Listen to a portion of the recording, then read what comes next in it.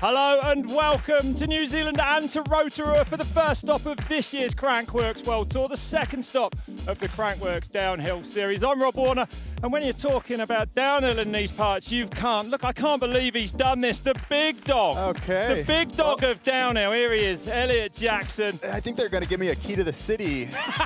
Well, today. It is amazing to be here back in Rotorua, Elliot, where you have had so much. He's had 2 podiums here and he won't stop talking about it. Yeah, I might be a little bit biased, but I think this is the greatest place in the entire world. It is, and of course the RockShox Kārearea Downhill. It's going to be amazing. New track for it this year, Elliot, and a scenic start. Doesn't last for long though, does it, the scenery? Yeah, that's right. We had Louise Ferguson and Millie Onset here showing us around. This is a new section coming into kind of skyline area. It takes a 60-foot drop right there, which is just incredible. I mean, I think this track kind of has everything. Oh. It's grass turns up top, it's got some jumps in the middle, and then it gets incredibly steep right here at the bottom. I'm going to say it's got the greatest run into the finish line I have seen in a long time. It's like an outdoor motocross track, this bottom section. Yeah, it really is amazing. Incredible, yeah. So that's where all the action's going to take place. Let's catch up with Ryan Gilchrist, the king of Crankworx from last year, and his thoughts about this course. Getting better and better each lap. Feeling more and more comfortable each lap. The prototype downhill rig is like getting buck wild and it's holding me up real good. So final lap of practice then. Next run's going to be a race run and really looking forward to it. And of course, not the only fast rider. There's 2 very fast, world-class Kiwis we've got to have an eye on today, right? I mean, you see him right there, Lockie Stevens McNabb, Tehodo, Erika Pine. They've been going back and forth kind of all year, right? Tehodo just a couple weeks ago, he was a New Zealand national champion. Lockie taking that win in Christchurch in our summer series. And man, I think that today, these are going to be 2 of the riders that are battling just so much international talent here at Rotorua. I agree with you. You know, we haven't really seen Tehuto, I don't think, ever riding this well, right? Yeah, I mean, we always knew he had that talent. I think it was a couple of years ago that he was really this breakout star in the pump track, which he took second in yesterday, and I think he wants to do one better today. Lives here right in Rotorua, and if you are in this part of the world to race or to ride your bike, I promise you there is no better global destination. Hi, I'm Millie Johnson. I'm here with Lisa and Seal, and I'm loving beautiful Rotorua. One of my favorite combinations are corners to Matiwa, so let's do it. It's so special to me because it's super flowy and it's nice to just change something up, do something more fun, and you can just enjoy with your friends. Kind of feels like you're riding on a highway, but it's super natural. If you're keen to have a good time on your bike, definitely check out Rotorua. Yeah, absolutely amazing. And Millie, unfortunately, a little detour in that seeding run. We won't be seeing her in the finals, but the results, Elliot, of that seeding earlier today, a clear winner, I would say. Yeah, I mean, Jenna, you know, another local, just riding so well. So much, like I said, so much international talent here. We have Camille Belange. Yeah. Ryan First Gilchrist. time racing on the Yeti. Yeah, that's right. I mean, the whole team. We had Tyler Wade, who was under 19, having an insane time, 2 seconds ahead of Lockie, which is, it's amazing. Well, we've got Bree with us all afternoon. Bree, there's a few dark clouds about, right? Thanks, Rob. Yes, it has been threatening to rain. We saw a little bit of a drizzle earlier on, and one rider who'll be happy if it does rain is Louise Ferguson. She's from Great Britain. She's very comfortable in wet weather. Last time she won here back in 2022 in the rain by 20 seconds. So she could cause an upset, but one person who will make that hard for her is Jenna Hastings. She missed last year due to injury, so she is going to be very hungry for that win on home soil. Absolutely. Well, if you just join us, welcome to the second round of the Crankworx Downhill World Tour. We're in Rotorua. I'm Rob Warner. This is Elliot Jackson, and of course, Elliot, as ever, the vibe chill. Immaculate. It's That's just, what they call it. I've just had so much fun here again. Yeah, that is one of the things that makes Crankworx so amazing, right? It's, of course, you have this insane competition, world-class talent, but then you have just vibes, right? Like you can go and explore, you can go to the lake, you can do pretty much everything, and it's very special. It really is a great place to be. And of course, we've got a jersey to give away. Ellie Smith, let's have a look at this. Oh, let me show you this. Here it is. We're going to be giving that away at the end. And there's Ellie Smith.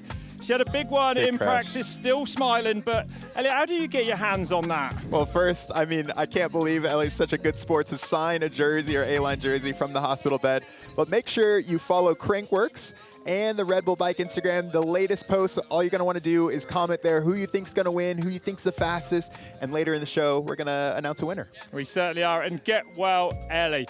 Well, I think we should have a look now, another look at this track with the #1 qualifier, Lucky Stevens McNabb. A few people ending up in the pond. Hopefully it's not me. Just right up there. Oh my goodness me!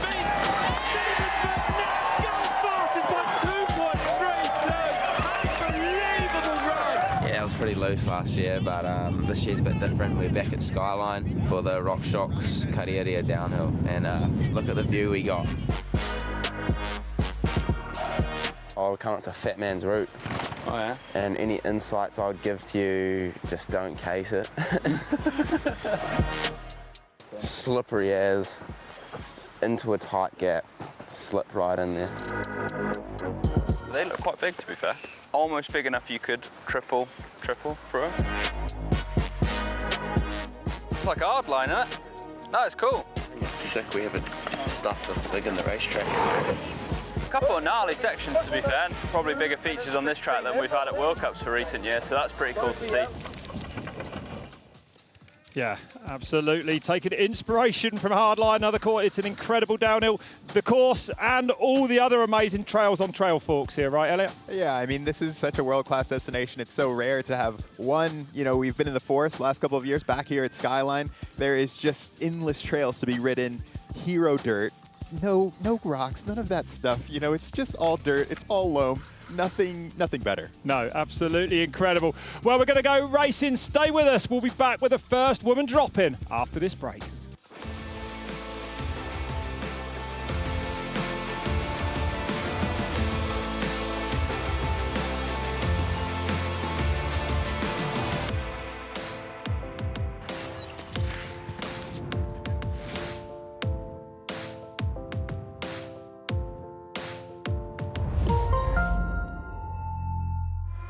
Prepare your bike.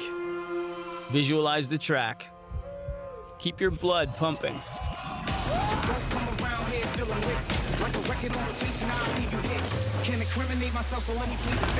Every mistake is a new opportunity. Keep your grip loose for the wildest rides. Bike on Red Bull TV.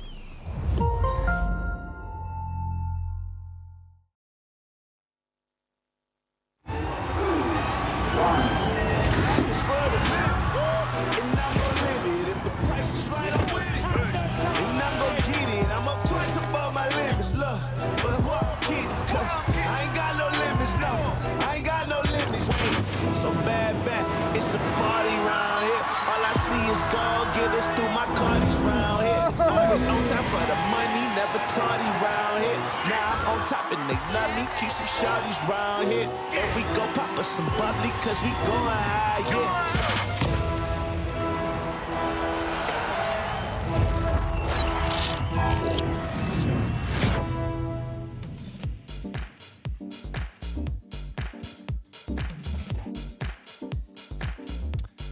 Good afternoon, welcome to Crankworx Rotorua. We're about to get the RockShox Kārearea Downhill underway, round 2 of this year's downhill series. I'm Rob Warner alongside Elliot Jackson, who has had numerous successes on it. He won't stop talking about it. 2 podiums here in the past on this very hill. A new track this year, Elliot, but incredibly spectacular, isn't it? And I can see why you did well. It's basically a motocross track. I mean, I think that there's, I always like kind of segment this track into 3 different sections at the top. It's super pumpy. It's all about kind of carrying speed. The new bit right now is like after you come into the trees, you have all of these, we call it the Max's Motorway section, lots of jumps, lots of speed. You see people like Richie Rude, Ryan Gilchrist really making up time there. And then it gets steep. It does. The bottom section all the way down through the bottom. Absolutely incredible. Make sure you vote for which section to watch out for the most. That huge step down, bigger than the one on the 1199, more vertical drop. I see the Skyline loose section has 0% right now. I don't know if people are here on site, but it is like a vertical drop. Yeah, it is. It's incredible. And then down into the bottom section, which is so spectacular. There's your qualifiers. Jenna Hastings will be the last to drop from here in Rotorua, hometown girl. Louise Ferguson, an adopted New Zealander living in Queenstown, did massive things here in 2022. Won by 20 seconds the last time we raced here. Camille Balanche, I mean, what hasn't she done? The former World Cup overall winner. First time out on the Yeti after a long break, actually, from injury. Sasha Ernest, Lisa Boladu, and last to drop. Jess blew it. Jess blew it, that's right. Coming back from injury as well. And at the top, you can hear the wind. 22 years old from Queenstown. Jess blew it. Coming back from a broken back, actually, in 2024. And Elliot, you know, it's a shame for me that this woman has had so many injury-riddled years. She is one of the most massive talents in women's downhill. I mean, of course, we saw her at Red Bull Hardline in Wales, first woman to clear everything there. I think that this is really going to be about her getting back up to speed. She is, she's so technically gifted. She's amazing jumper. See her on this Maxxis motorway section. Into this whoop section now. So on this new section of this course, big step down there if you want it. And now things get steep down here, Elliot. 3.3 into the red. Yeah, and this section right now, it's so blown out, and the riders haven't actually been on the track for maybe 4 hours. So this, it deteriorates more than you'll kind of see any track deteriorating because it is so loose. The good dirt is great, you have traction, but when it's dry, it can kind of push out beyond all of those banners. Some big turns there, yeah. Couple of different lines as she heads now towards this huge drop as well. No problem for Jess Blewett. Yeah, easy, just styling over it. And now it's off the brakes, I would say, Elliot. And warp speed 9 down, excuse me, over these big jumps. Yeah, it makes up a little bit of time there. I think that's going to be one of the key sections is kind of not making mistakes. And she's gone green, 0.321 up. Yeah, it's super important to not make a mistake, and then this you really have to kind of keep pushing because you have all of these track changes. Jumps to technical, on the brakes, off the brakes. Super steep, gonna catch riders out, I'm sure. Exhausted as well by this point. It's a physical track, stays high there. Comes down last jump now. And it's been a good run for Jess Blewett. Millie Johnson. She goes fastest by 3:30 then, with a 3:30.13 up. Look at that.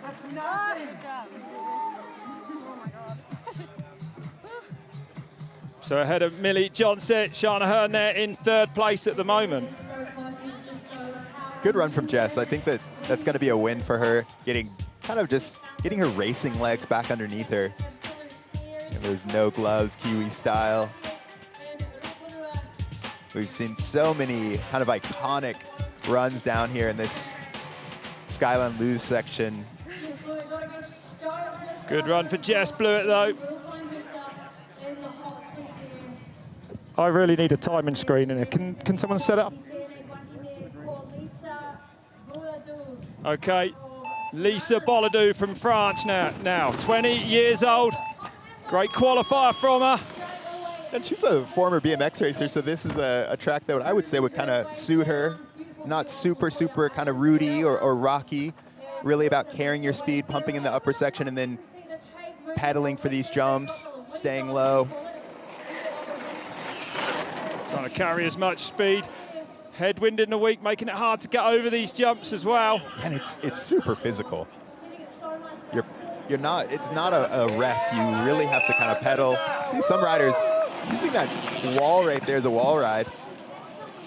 2.6 up though with that first split. Jess was good at the bottom here though, so interested to see what Lisa can do. Super narrow there, some Big compressions in there as well, getting a couple of pedal turns in. Yeah, it kind of goes a little bit uphill, so that's a really key section there. Junior French champion, so the type of rider that country brings to World Cup racing. Yeah, She's got a bright future in front of her. That's right. Yeah, the French have just been on fire the last couple of years. Loses a little bit of time, loses 0.4. She's still got some room to play with, though, some time to play with down here at the bottom. I think Jess had a pretty good bottom there, and Lisa making up time in that upper section. I think that all of that pumping, all the jumps with that BMX background. 1.8 up then at that last split.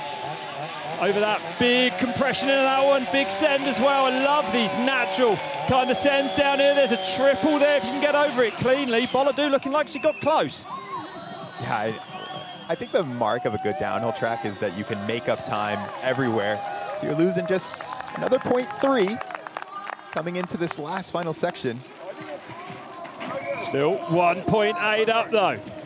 Difficult those last couple of turns.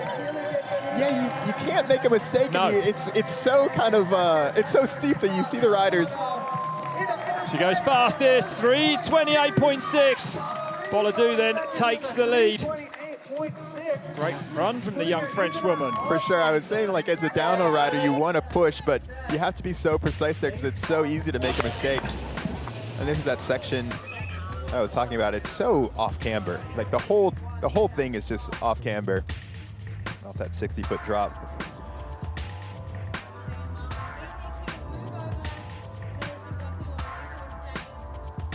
Yeah. Big landing, big impact on that landing there. It's a physical track. It is a sick track, yeah, absolutely.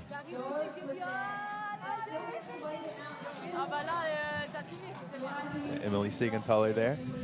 Sasha Ernest then, just 18 years old, from Auckland, riding for Trek Factory Racing. What can she do today then? Yeah, 2 Junior World Cup wins in Val di Sole and Luneville. Moved up to the Trek Factory Racing team. Amazing to have that support. I think as a junior, especially being able to ride with, you know, a Lockie or Matt Walker. One of the, a lot of these young women that are coming through from New Zealand going to make their presence felt more and more across the globe. There's no doubt about that. And we used to talk about that. I mean, so many riders. You see our 1.6 back. So many riders, you know, going home for the off season, but having to go into the snow, and that is race season for New Zealand, right? Like that is their national series, national championships. Bronze as a junior in last year's World Championships. 3rd overall in the series, carrying good pace down there, Elliot. I wonder if the rain we had just before the finals has made any difference. It looks pretty covered in there. Yeah, and I think we don't have too many route sections here. You can really kind of dive into these ruts. It looks like they're holding up pretty good. The parts that are sketchy in the rain is these hard pack because it's so much clay. So if there is any open bits, looks like the rain's probably going to hold off, but if there is any open bits, that clay is just deathly slick as soon as it starts to rain. 2.7 back, so losing a little bit of time. I think that Jess had a really good bottom. I think you're going to, rider that beats Jess is really going to have a good top and then being able to carry that into these more technical sections at the bottom once it gets a little bit steeper. So just 2.8 then for Sasha Ernest, coming along this big camber at the bottom now. Sasha staying up high right there. That's good to be able to get those breaks done, stay up high right by the tape, drop in. Really nice at the bottom here. Yeah. Takes the B line. We're kind of wondering which one was faster. Was well, it? That's right. Yeah. A lot of talk about it actually this week, especially with Tyler Waite doing the business in the juniors, using those B lines and going fastest. Goes 4th. 2.3 into the red then for Sasha Ernest. Yeah, made up 0.5 there, so half a second just in the last split. Maybe that B line to see what some of the riders, a lot of the time you'll take a teammate and go back and forth. Somebody will do the A, somebody will do the B, so that you can test it out. I know Lockie was testing that with Matt Walker. Sasha making it work for her.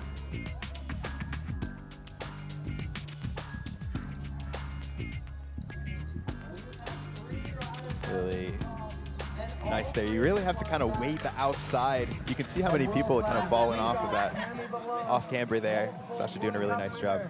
Well, the 2020 Elite World Champion then of downhill, Camille Blanche from Switzerland. 35 years old now, a few injuries the last few years, but back in 2025 on a new team, and this is her first race on that Yeti. Yeah, I mean, just really getting back on the bike in December, spending a ton of time, you know, said that Switzerland was, you know, it's too cold. She came over here with Emily to get some training in Queenstown.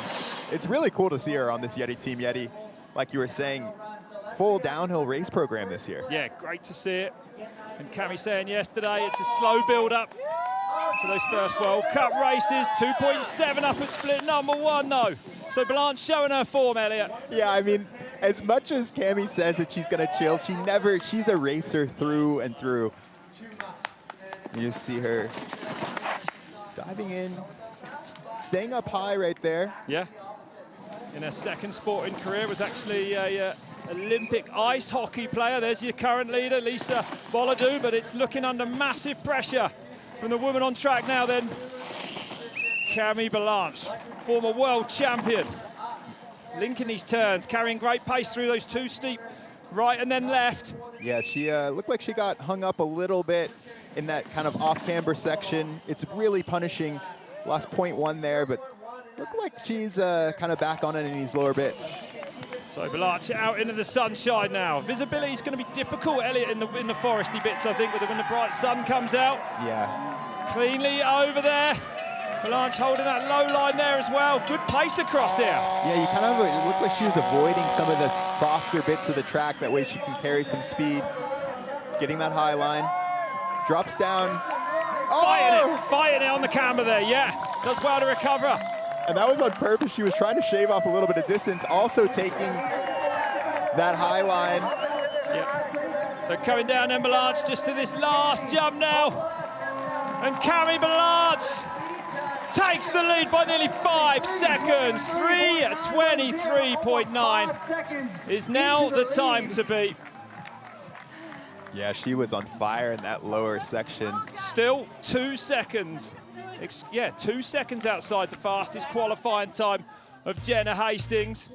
So it's going to be interesting to see how that turns out. I mean, the track is definitely more blown out. I think, you know, Cami with a couple little mistakes in that middle bit, some of those off-camber, not being able to carry as much speed up those little tiny inclines. So I'm interested to see what Jenna and Louise have in store for us. 2 more women left at the top. It's Cami Blanche, though, leading at the moment. And riding about as immaculately as ever. Yeah. Yeah, she is so good at kind of getting up to speed, doesn't ride over her head at all. She's really, really controlled. The more difficult the track, the kind of the muddier, the steeper it is, the better she does. The more technical it is, that's right. She's got incredible balance. That's right.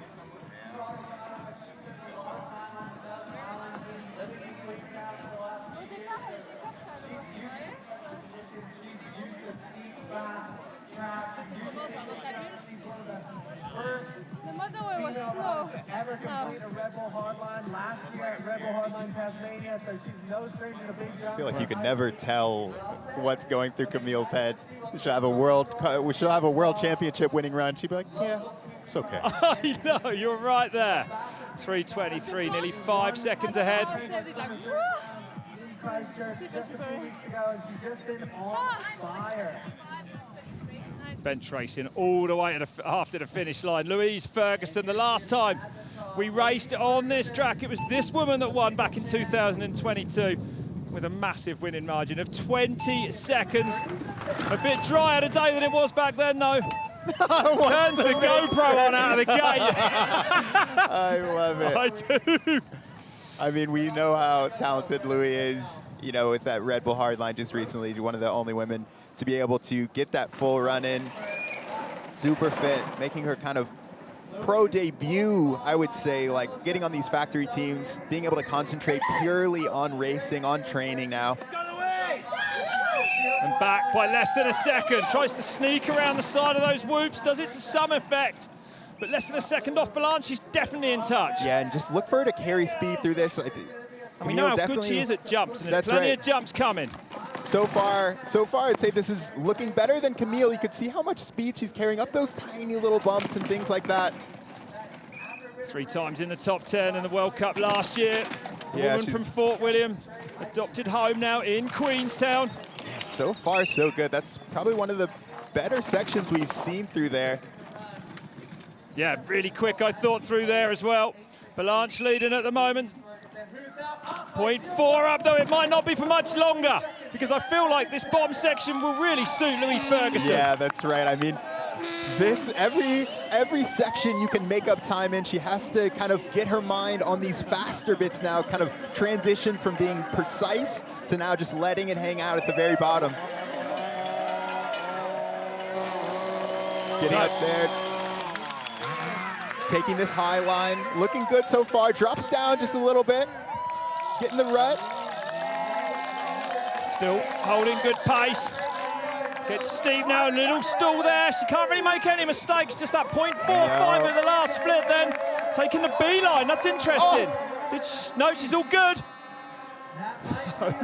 Comes back on, it's it's wild at the end. Oh my goodness, she loses 2 seconds. Out of control down the bottom for Louise Ferguson. Wow. I like trying to get right. That cost her those 2 seconds, but something must have happened, as you can see Lou and Cammy breaking it down in the finish goal. She's got the GoPro footage. I think we'll be stalking her on IG to check out just how close she was to the photographers on the side. Louise Ferguson on fire the entire track, and just kind of everything fell apart right at the bottom. Caught it as it went out of shot. It looked like she got a bit of a swap on. Yeah, and you could didn't hear her. really recover it. You can hear her be like, I went pinballed this way, that way. Yeah. Let's see. Did well ride that out, actually. Yeah, definitely. A few moments earlier here, though, in perfect control. Yeah. I mean, Louise Ferguson, let's see what happened here. It looks good so far. And then I think coming in, it's super loose right there. You just kind of loose, thick dust. Oh!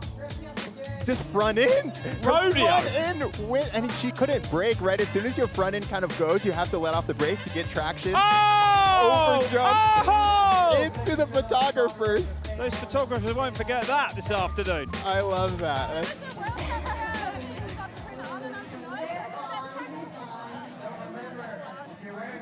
You turned that on because that was something. Good job you turned that on. That was something. She has got the helmet cap. She knew. She knew what was going to happen. That is so good.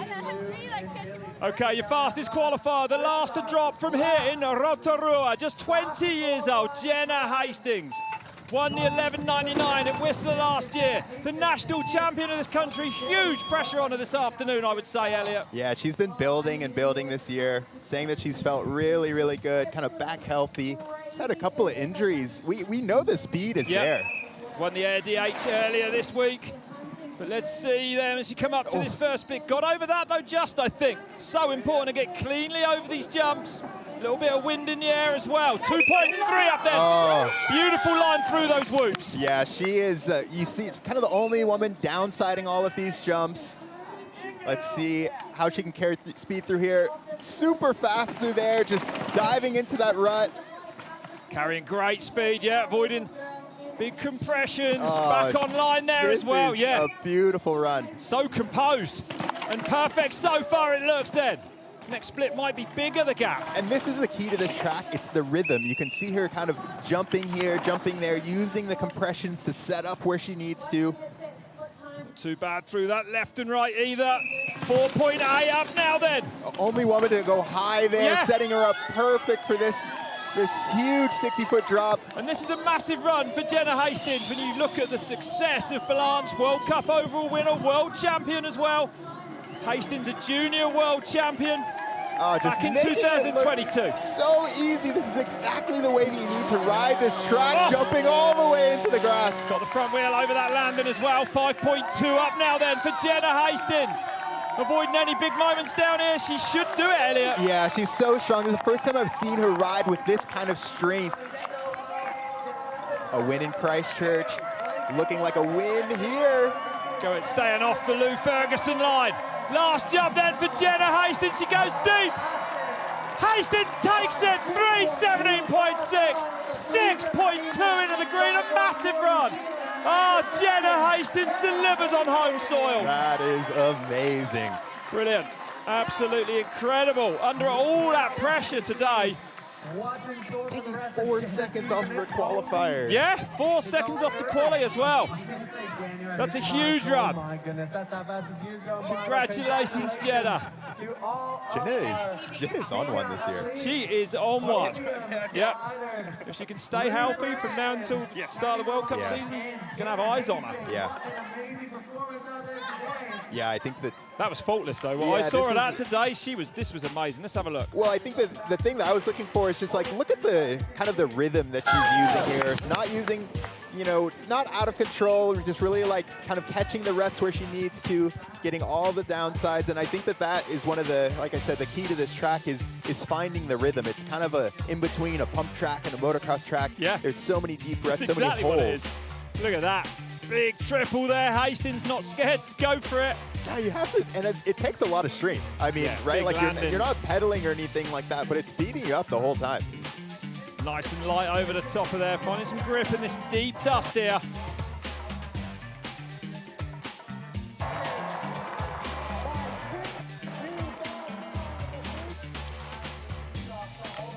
I'm here with our 2024 Rotorua downhill winner, Jenna Hastings. Jenna, you missed last year due to injury. What does this one mean on home soil? Yeah, it's good. I mean, the last time I won here was 2021, and it was my first elite race ever. I was a junior, and it kind of like kick-started my career. So, yeah, I wanted it this week, and I was riding strong, I felt. And, yeah, I had a bit of a rough start to that run. I couldn't really get into it, but then I kind of was like, right, just go. And it was good. You did look so strong, and you've got, the national champions win already this season. What have you been doing preparing coming into this season? I don't know, just like riding with Bernard a lot and some of the other boys, and just, I don't know, I'm really motivated to not start off this season with an injury, so just trying to do everything I can and training really hard, lapping, gym, all that kind of stuff, so just, yeah. What are your expectations for the rest of the season? I don't really have any, like the last 2 have kind of been plagued with injury, and well, the last 3, but yeah, just taking it as it comes, not putting too much pressure on myself and just having fun. Jenna, congratulations, enjoy the win. Thank you. A broken ankle last year, coming back though to win on the 11.99. Of course, we go there later this year. Yeah, good to see though, to pull that off at home. Yeah, and I got to spend a little bit of time. By that margin? Yeah, that's what I was gonna say. It's just I got to spend some time with her in Queenstown, and exactly what she said, there is this kind of calmness. She's really, really training hard, making sure that she's, eating right, going to the gym, never missing a session. Okay, we'll be back with more. Stay with us.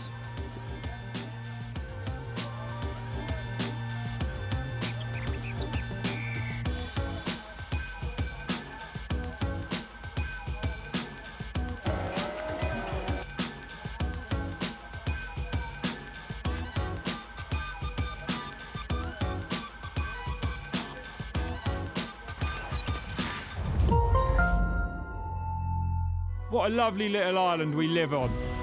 The scenery, the greenery, some of the best trails, outstanding craftsmanship.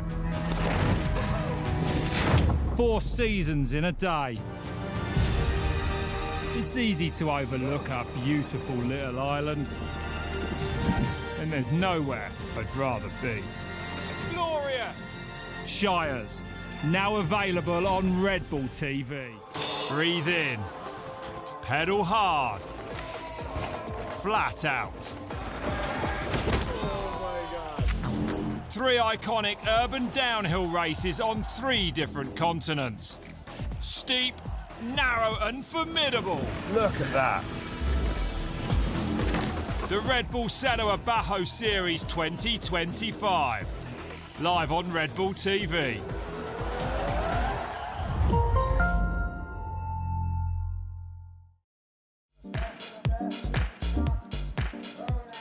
Okay, well, Jenna Hastings just taking the win, the hometown girl delivering Elliot. I mean, that to me, she's getting better and better still.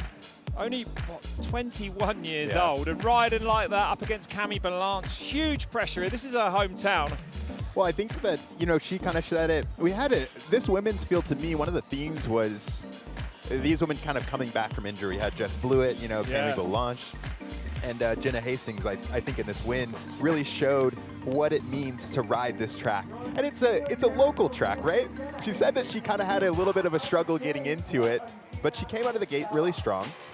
Had a kind of a nice top section, and to me it was intensity that kind of allowed her to win this track. It's really hard to be intense on this track because you can override it so easy.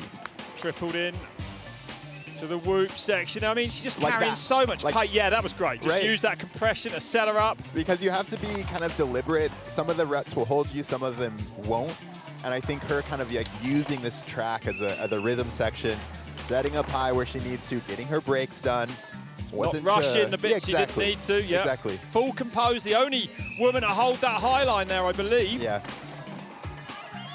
Yeah, I mean, I think that there are times as a downhill racer where you feel like you can ride the entire track, and I think for her, it was a really big mental win to say, yeah, I had a kind of a rough top section, but I was able to snap back into it and then ride like this. It's going to be a dangerous one this year in the World Cup Series. Definitely, yeah. And as she said, you know, 3 years, just niggling injuries, or fair injuries, really. Yeah.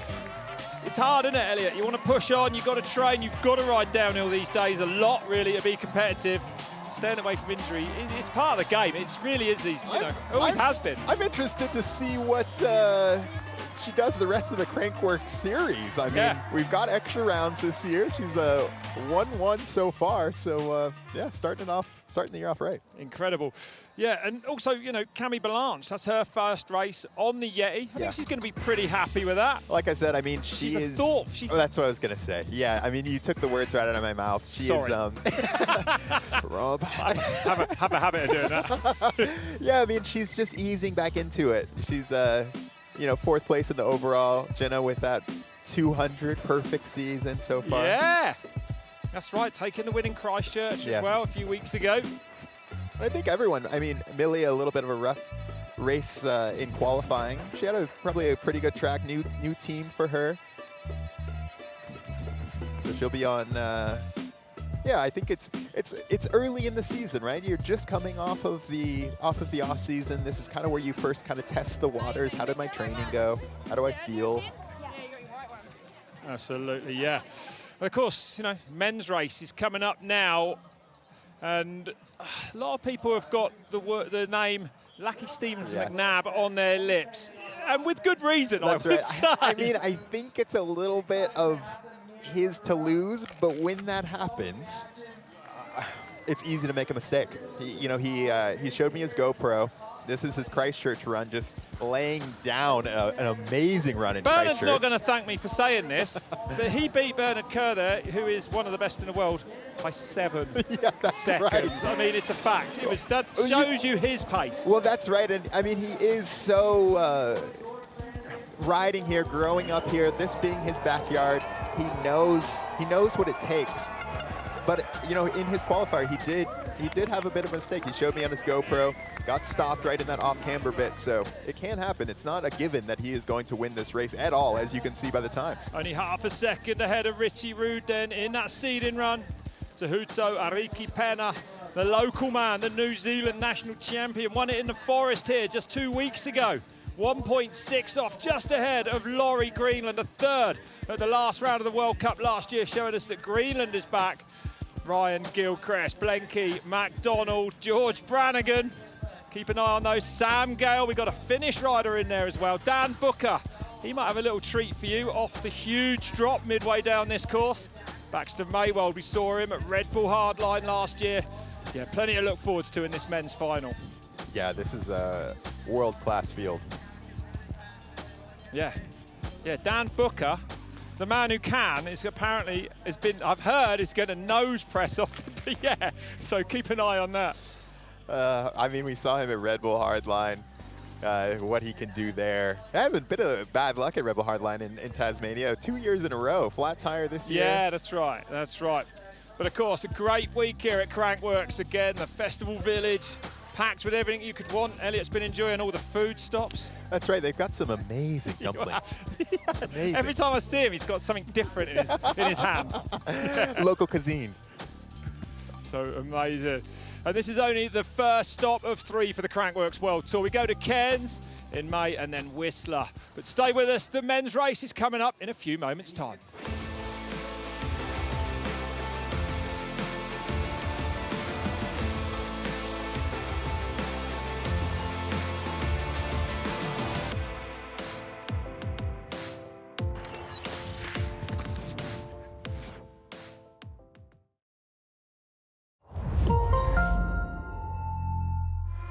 Prepare your bike. Visualize the track. Keep your blood pumping.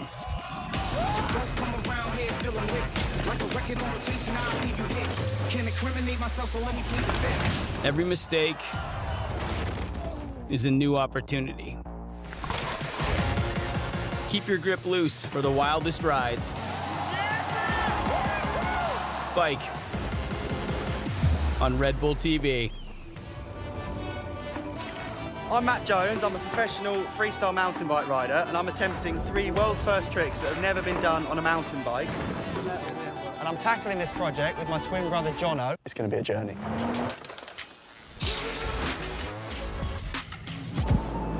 No points at all for that. Are you going to hit me if I stand here? No. Matt Jones, Design and Conquer. Now available on Red Bull TV.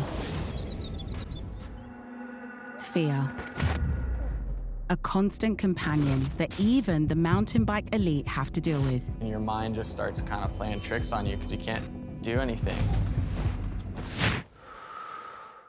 3, 2, 1, delve deep into the psyche of the athletes and get to know one of their biggest driving forces, reverence. A journey into fear. Now available on Red Bull TV.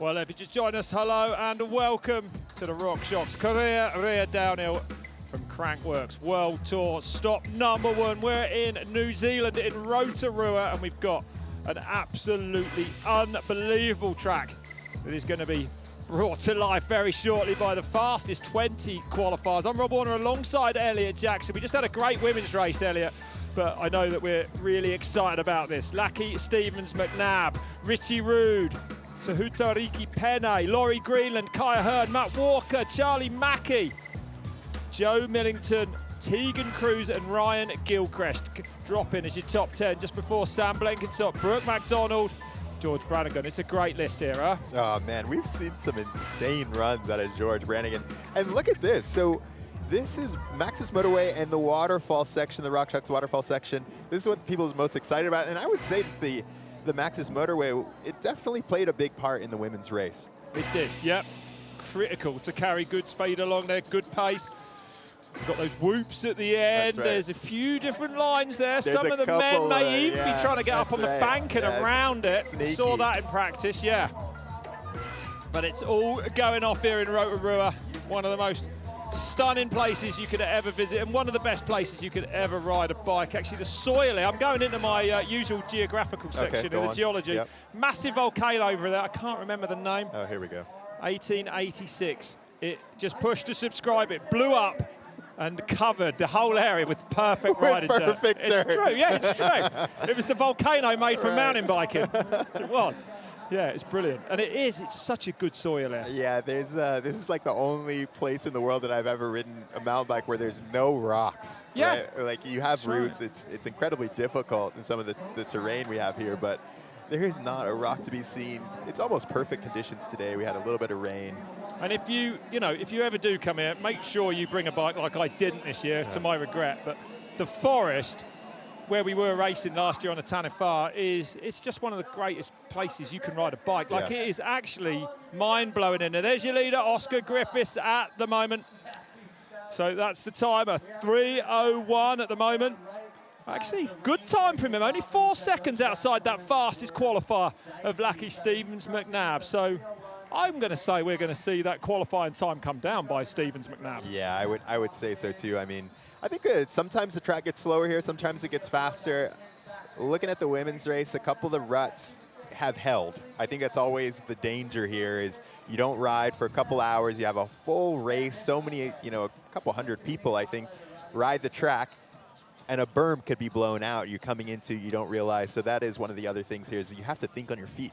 And it's been a little while since the last elite practice earlier today as well, so the track will have changed. Of course, the women have been down. You can see how loose and dusty it is, a lot of the sections of this course as well. But this is that new, well, bottom section that has been here before, but is it different jumps this time? Yeah, for sure. So we have a motorway, the Max's motorway takes us all the way out to the side of the track, and you'll see Jackson when he comes down explain some of it. So Jackson Conley making his bid for glory here then. In Rotorua, up through the top section. I love this upper section actually out in the open. Lots of natural cambers, off cambers, beautiful turns. You need to be precise in those ruts up there. He's been through the forest and now he's on the Maxis motorway. Yeah. And heading towards the big whoop section. Here it is. Over the top of there, he might triple. Double roll double. Yeah, that's what it looked like. Makes that step down, so that was kind of what we were wondering. Are people going to jump that in their race run?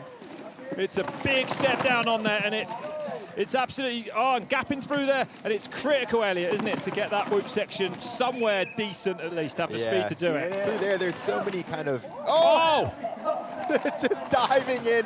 Berm goes away from him a little bit. Fast around that right, linking those that right and left. Not too bad at all on the exit. 1.7 back though. But gaining time in sector 2, 0.9 off now. Beautiful off that big drop. And Ryder scrubbing off that. That's right, and you can almost just see how much time there is to be made up and lost through that section. Jackson kind of squaring up some of the turns. Squashes hard over there. Some spectacular crashes you may have seen on social media over that jump earlier in the week. And this is where you just need to let it flow. Losing a bit more time, 1.2 into the red now. Trying to set up high into this, one of the steeper sections now, coming right at the end of the course here.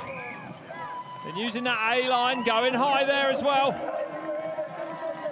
So a good run for Jackson Conley. I'm not sure it's going to be the time of Oscar Griffiths. He does by 1.5. No way! That was an insane bottom section. That time. Wow! Incredible down the bottom. Then Jackson Conley catching me out for sure. 2:59 then. Yeah, that was really hard. Fuck, you got loose on that left hand, bro. Dude, it's slippery and rainy. Amazing to make that time up, that was crazy. I mean, you heard him say that it's slippery in random spots. Sometimes you have just unlimited traction, and you'll see those in there's clay here. And look at that. That's what he's talking about right there. Jackson, I saw him just set up super high. Super steezy as well. Comes from a family of motorsports riders. 2023 under-19 Australian champion. Bringing the pace to New Zealand. 19 riders left at the top then in this men's final. Crankworx Rotorua. And it's Will Hides from Brisbane in Australia. 21 years old, this man. With an aggressive start. Doesn't look like the rain we had, Elliot, has really changed things up the top. Still looking like there's plenty of traction up there. Yeah, definitely. I mean, definitely the riders on the track will have changed it a lot more. Will, riding for Lusty Industries, 2023 New South Wales State Downhill champion. Cruising over from Australia. And when a state's the size of a country. That's right. That's right, 1.2 back then. at that first split, sends that big step down. Looked like he got it about perfect. Yeah, and you could just see how the riders are fighting to get the brakes on. Into the darkness now. The riders might be thankful it's overcast here today. Not so many shadows. Attacking this section. Yeah, really working through that. You can see Will lost a little bit of speed there. I think the berm, it's really soft there, so if you go too deep into it, it'll rob a ton of your speed having to get back on the pedals. Gets high there, that's nice. And he was super quick through that left. Didn't look like he had to grab any brake in it whatsoever. 2.6 back now, though. And you can just see one tiny little mistake because it's so punishing there. You go into a rut too deep, you have to pedal out. You know, we saw Jenna in the women's just perfect through there, using it as a rhythm section all the way through. Big over there. And as we saw by that last rider, Elliot, huge amounts of time, goes for the big triple. I think he got it clean. Yeah, it was so good. Beautiful. But time to be made on this lower part. Definitely. Turn left into the steep now. Oh. Bit of a compression halfway down. I saw a rider nearly go over the bars there as well. I think that left-hander is where Jackson made up a ton of times. He was so smooth through there. Here comes Will Hines. Goes third, 3.8 into the red. That 2:59.5 still leading. 2 seconds outside the fastest qualifier of Lackey Stevens McNabb. See this BMX background coming into play right there. And then popping, getting some brakes going. This is that little mistake right before that I was talking about. Just a little diving into there, just a little bit too much.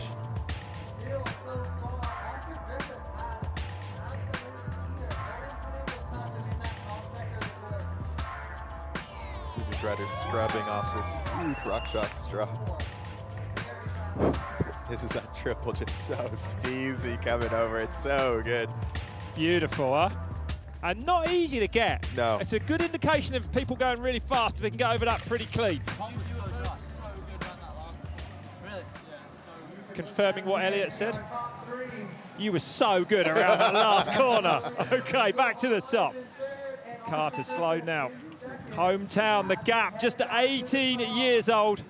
Pretty fitting to have a downhiller coming from a town called The Gap. That's right. Let's see what he can get up to. Here's really just a privateer, you know. Just, you know, family support. It's really cool when you see that downhill is such a family sport. And a big moment for him then in the live feed at Crankworx. Linking these jumps, a little bit of wind up there, it looks like. The riders won't want that. It was a headwind in the wind, but he's up by 66 thousandths. Mistiming those whoops, but still sending that step down on the way out. Yeah, to be able to scrub that, you have to have so much speed coming through there. So far, so good down through this section. Yeah, carrying good pace as well. Couple of pedal strokes. Get a little bit off balance. A few pedal strokes to get back up to pace perhaps there. But still looking good. Green at that first split. Let's see how he does this left here. Nice, through there. Different lines here, favouring that lower line as well. Goes into the red now by over a second. Yeah, and I'm so glad that we get video of that section that I was kind of talking about on that off camera, because that is such a key section in this race. Losing another 0.135. But I would say still in touch. Goes big over there. I love this. This is one of the nicest. It's so good. This is one of the best sections of track I've ever seen in my life. This makes me want to get a bike out. Oh, high goes high all the way. Let's see what it does for him. And holds it good into that right-hander there as well. Yeah, let's have a look at that, Elliot. Not quite as good as Jackson. I think he set the standard for us on that left-hander. The back just slid a little bit, but what's he done then? Carter Sloan goes second. Just 1.3 into the red. Connolly from Sloan, Griffiths, Hines, Wayman, your top 5 at the moment. You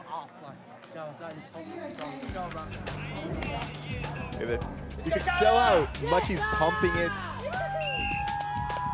And the downhill bike, the suspension soaks up so much of these little small whoops that it's so hard to get your timing perfect on them. Just a little bit off to the left.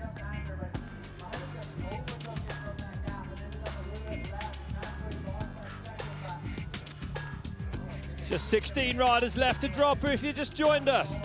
It's stop 2. of the Crankworx Downhill Series. We're in Rotorua in New Zealand.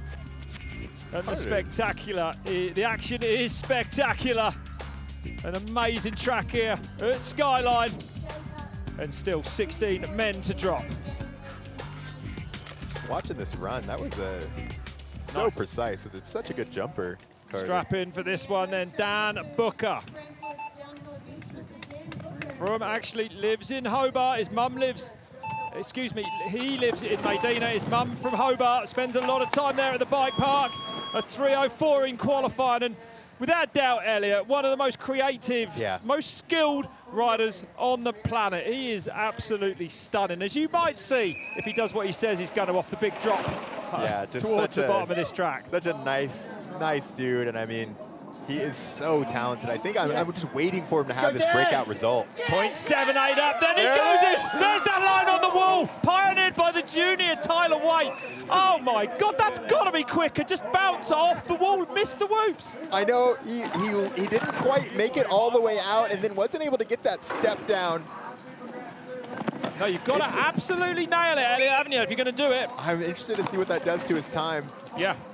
So less than a second was the advantage now for Dan Booker, discovered by no less than Sam Hill. Oh, hooked it around that left. Let's watch what he does then.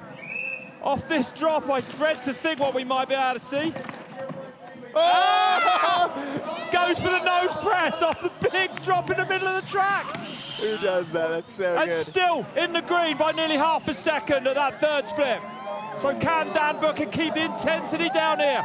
Look how big he went over there, Elliot. Yeah. Using all the track on the left. Up over the triple, nice and easy as well. Yeah, I'm liking this kind of straight, not going off a lot of the big drops and things like that. Just keeping it low, not doing anything fancy, just straight line. Oh, nice on the brakes, has a quick dab there. Didn't lose a lot of pace. So Dan Booker, is he going to go fastest? He crosses the line, and he does. He takes the lead by nearly quarter of a second. Dan Booker, new leader at Crankworx Rotorua.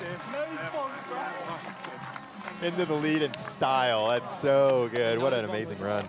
Brilliant. Absolutely incredible run. Take a look at this wall ride. Bang!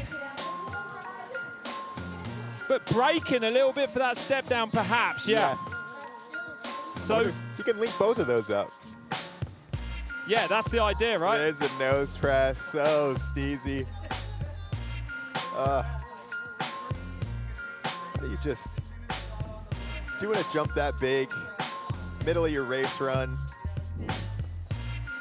Yeah, just check out this dude's Instagram if you want to see some amazing riding. Rode the log into the big drop at Red Bull Hardline in Tasmania a few weeks ago as well. How that works, because that was like the big mistake I made, and then I made time on everyone.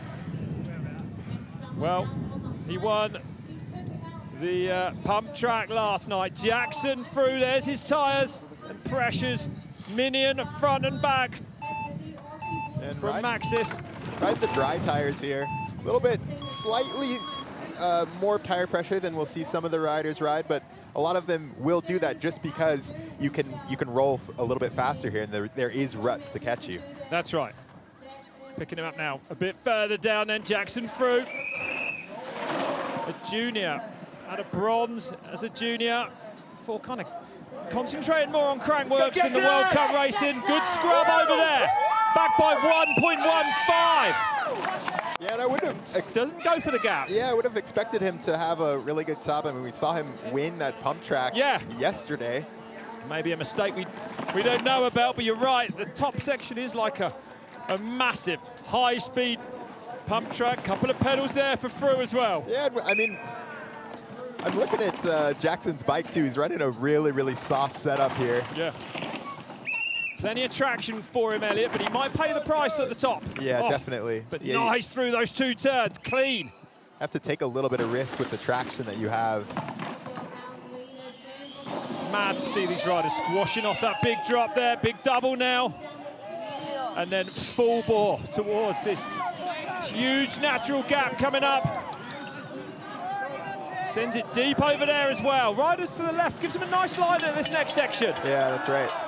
Interesting to see, Jackson always wants to have these good overalls. He's a consistent rider in it for the entire series, the entire downhill series here at Crankworx. 2.8 at split number 3 though. Beautiful through there. Not going to threaten Dan Booker with this one though. Crosses the line. Goes 5th, 2.3 into the red. 6-3, Jackson through. For a little bit of time. Good job, guys.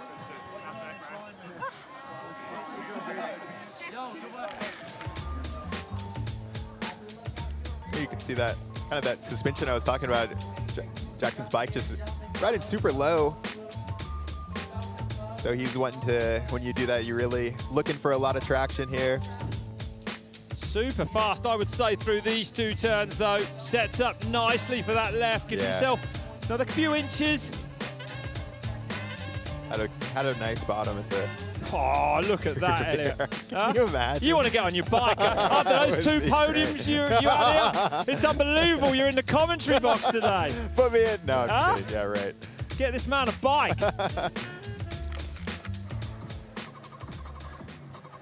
Well done, Jackson. 15 left to go in this finals then. Tarmo Rennanen from Vanta in Finland, 23 years old. And you'll notice he's not on a downhill bike, this chap, on an enduro bike. So it may pay. I don't know if it'll pay dividends at the top, but that's probably where it's going to be at its best. That's what I was going to say. I mean, if there is anything we're looking for him to try to make up as much time, get a buffer on this top section. Yeah. And then just try to maintain as much as he can. Because that bike will not perform as well as the downhill bike once things get steep. And he's up by 2.4! So really making it happen and sends the gap. That's mad on that small fork. Wow. Oh, man. Oh, my goodness me, that Elliot. Could be the play. Everyone's reaching for their enduro bikes all of a sudden. Look at this. Yeah, that's right.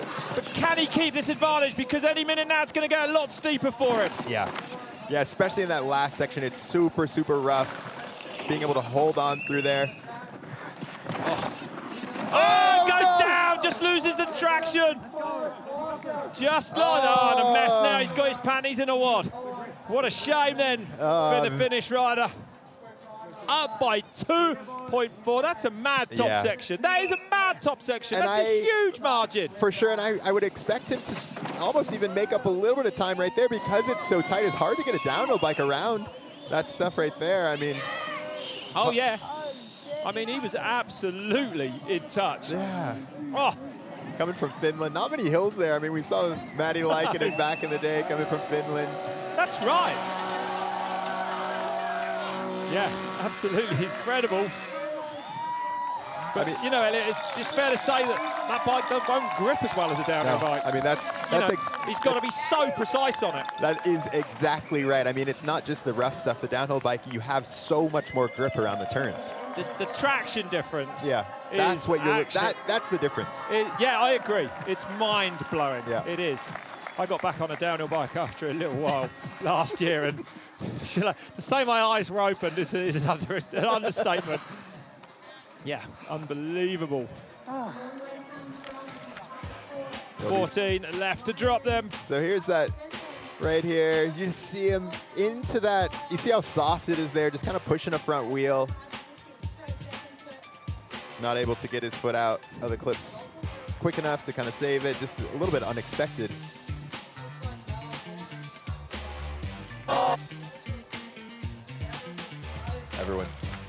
Everyone on that hot seat has had that feeling before. You're on a good run, seeing a competitor go down like that. Dan Booker leading. Still a couple of seconds outside the fastest qualifier from earlier today. Jackson Connolly second, third is Carter Sloan. And we go back to the top for Sam Gale, 23 years old, from Nelson. Twice this man has finished inside the top 10 at Red Bull Hardline, and it's a determined start from him. He means business, I think. Yeah, does a lot of surfing, so it helps him with his kind of mental game. Loves being out there. And the 7th, actually, at Hardline Tasmania in 2024, giving you some indication of just what this man is capable of. Yeah, Sam is one of the most stylish riders. Just so incredibly skilled. And 0.0616, then goes for that wall ride. There's the combo. Sends the gap. That's it. I don't think you're going to see it done much better than that today. 61 thousandths into the red, but it was an unbelievable top section by our Finnish rider on that enduro bike. Hopping up high there. Yeah, making it happen. Good pace across here. Grabs a bit of handful off that drop there. Handful of back brake off that drop. Yeah, I'm liking the rhythms that Sam is taking, yeah. He is moving on. It's got to be green the the best next one. left-right we've seen. Yeah, absolutely flooded. It is green by nearly a second then. 0.81 up then for Sam Gale. Can he keep this going to the bottom? Oh, the jumps won't bother him one bit. Over a second into the green now then. So this is a strong one, scrubbing hard off there. Beautiful from Gale. This is where I would expect him to thrive. Yeah. So good on the jumps. Didn't go for the triple, decided to scrub it, stay low. Definitely not scared of the speed. No. Just got to keep it balanced, hard on the brakes. Big mistake, he's through the tape. Looked like he stayed inside the poles. Oh, that last turn is going to catch riders out, and surely his advantage has gone then. Gale across the line in the second place by 0.117. So close, so far. Oh, that is what you call snatching defeat from the jaws of victory, I think. Oh, no, what a look shame. at this. Last couple, that was unreal. Even caught the backside of that last swoop. So perfect. Yeah, mad. You know, he is, that section right there, right to left, it's so tight. And if you miss your braking, you kind of you'll see the riders kind of, some people who make mistakes, stab the brakes right in the middle, and that's going to ruin your exit speed. The exits there is so important.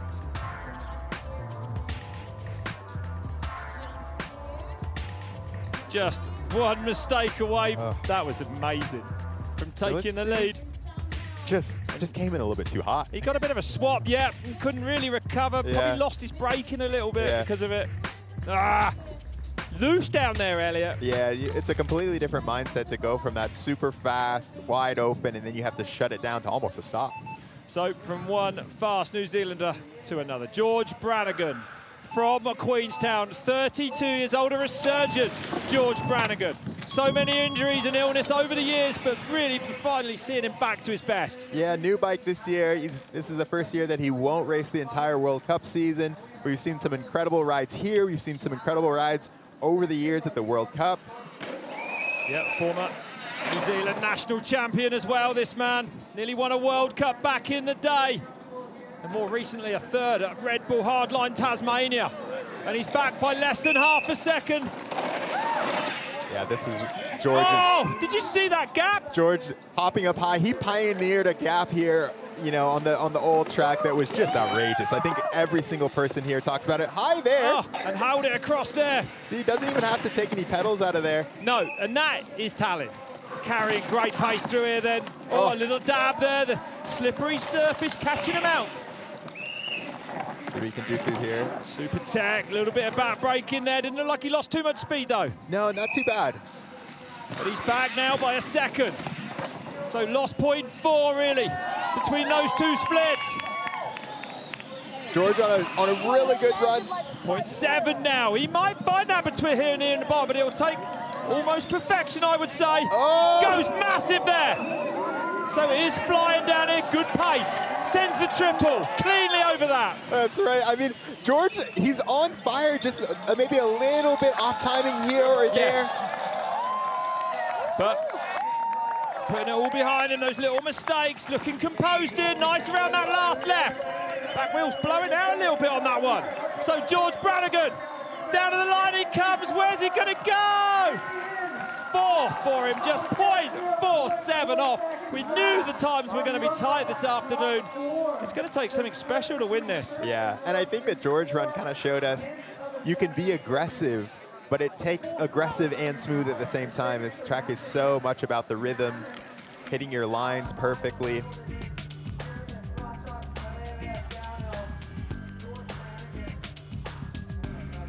And that, I think you're right, Rob, the high line there. That. He did, he jumped up high. That was beautiful. That was insane. I love it. That would be the line that you're on. George went off the big side of that. Well, he went off the big side of the step down. I don't know. I don't think he could break. Oh, Brannigan at his best. What something to behold. Yeah, George loves his bottom section. See him staying up high there. So messy. Apologies for the language. Brooke MacDonald then. New bike for this man on Ari bikes from Hawke's Bay, a World Cup winner in the past, and has won here in Skyline in 2019. And it's good to see the Bulldog attacking as hard as he does. His qualifier, all the riding this week has just been so full on doing laps with Chaz Mack. What's it going to be at split number 1 then for the Bulldog? Oh, perfect over there. And he's green by nearly a second. Who let the dogs out? This is incredible. Can Brooke MacDonald keep this going now then? He's pushing on Elliott. Yeah, I mean, he got a house right down the street from here. He needs to, like George, he needs to clean it up coming down in here. He did, he had to have a take a pedal in there as well. Here's the momentum there. Another rider that is taking a step back from the World Cup races, doing events that he loves this year. 14th at Red Bull Hardline Tasmania a few weeks ago. It's red though now for Brooke MacDonald. 1.2 off. I didn't see any big mistakes, but it's just a little bit maybe like you said, just lost a little bit of momentum on that flat sort of wooded section we saw. Yeah. Oh, big over there. The crowd favourite lining it up there, and here he comes. Sends the triple, of course he does. We know that Brooke will send. 1.4 into the red of that split number 3. Holds it high on that camber. Directly into that turn. Good pace down here, Elliott. Yeah. Anchors up well. Makes that left. Definitely cleaned it up. Like you said, he's just a little bit messy in the middle, maybe. It's been a good lower section from Brooke MacDonald, who goes in a 6th place. 1.5 into the red. Still managed to beat his qualifying time. Dan Brooker. Booker, the only one that's in that 250. Oh, no, that's right. The top 4 are actually separated by less than half a second. Yeah, exactly. It's so tight. Really tight race in here. And Brooke, another rider that loves it here in Rotorua. I've seen him have some amazing runs here at the Skyline track, also in the forest last couple of years. RA bikes this year. New team. New bike. Loving that new bike, he said. Love to see the fans as well, the audience. The Bulldog. Getting into it. Wow.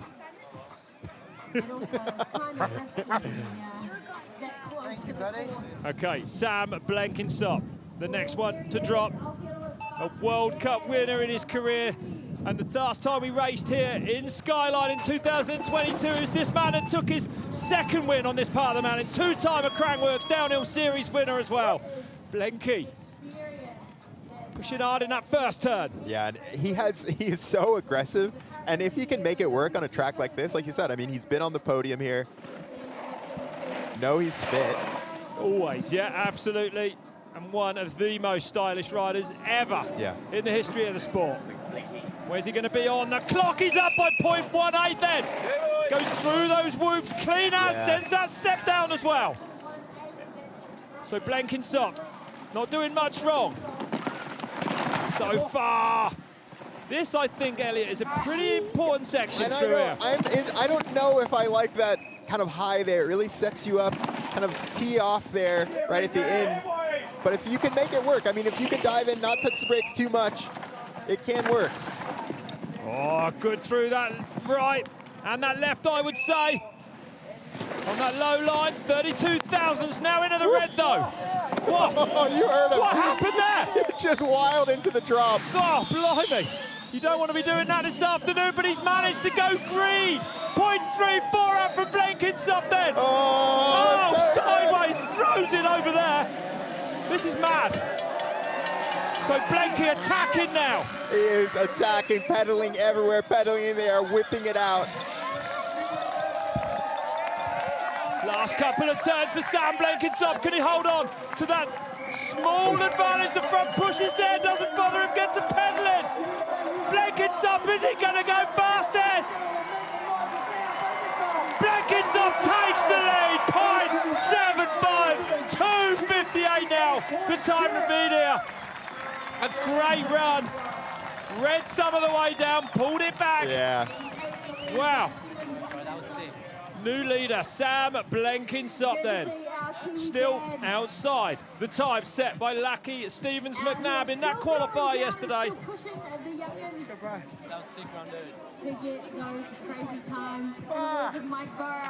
Mark of a good track is that you can make up time anywhere. I mean, losing a little bit in the middle, making up time at the top, making up a ton of time at the bottom. Really have to... Guys, see me I was crashing the first corner? Yeah, we did. He did nearly crash in the first corner. Pushing the front end. But he, you know, he recovered well. Yeah, he did. It's not always that easy to do that, actually, Elliot, either when you make a mistake. Right round the outside there. This track is really difficult mentally because it is, you know, super fast at the top, and you have to kind of really break it down, and then you're back up to speed. You saw him get wild through there, jumping all the way down to the bottom. You need a parachute if that goes wrong. Yeah. And this, I think he really let it hang out. This is a section that's been in slightly different this year, but it's been really similar throughout the years. Sam just letting insane. it. I love it. I love it. So good. I love it. Oh, he's amazing to watch. Yeah, isn't he is. Yeah, we get to see it again. Close up. Boom. Pedaling to bring it back. I know. Trying to get back on the gas and get the bike back straightened out.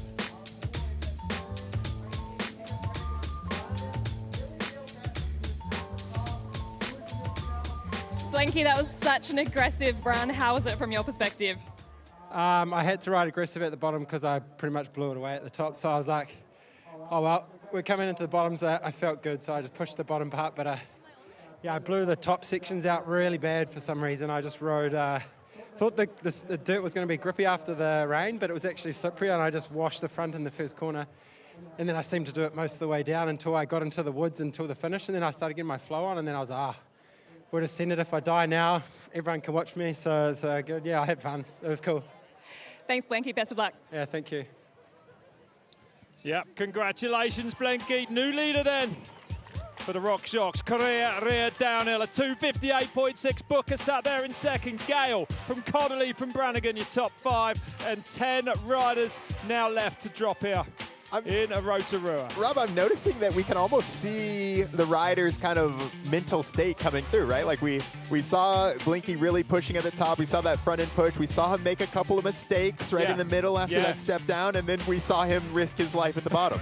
Although he did say if it did go horribly wrong, it would have been at least on camera. So 10 to go. And this man is the reigning king of Crankworx, Ryan Gilchrist. Riding for Yeti, his second time out ever on the downhill bike. Rode it for the first time on the 1199 in Whistler last year.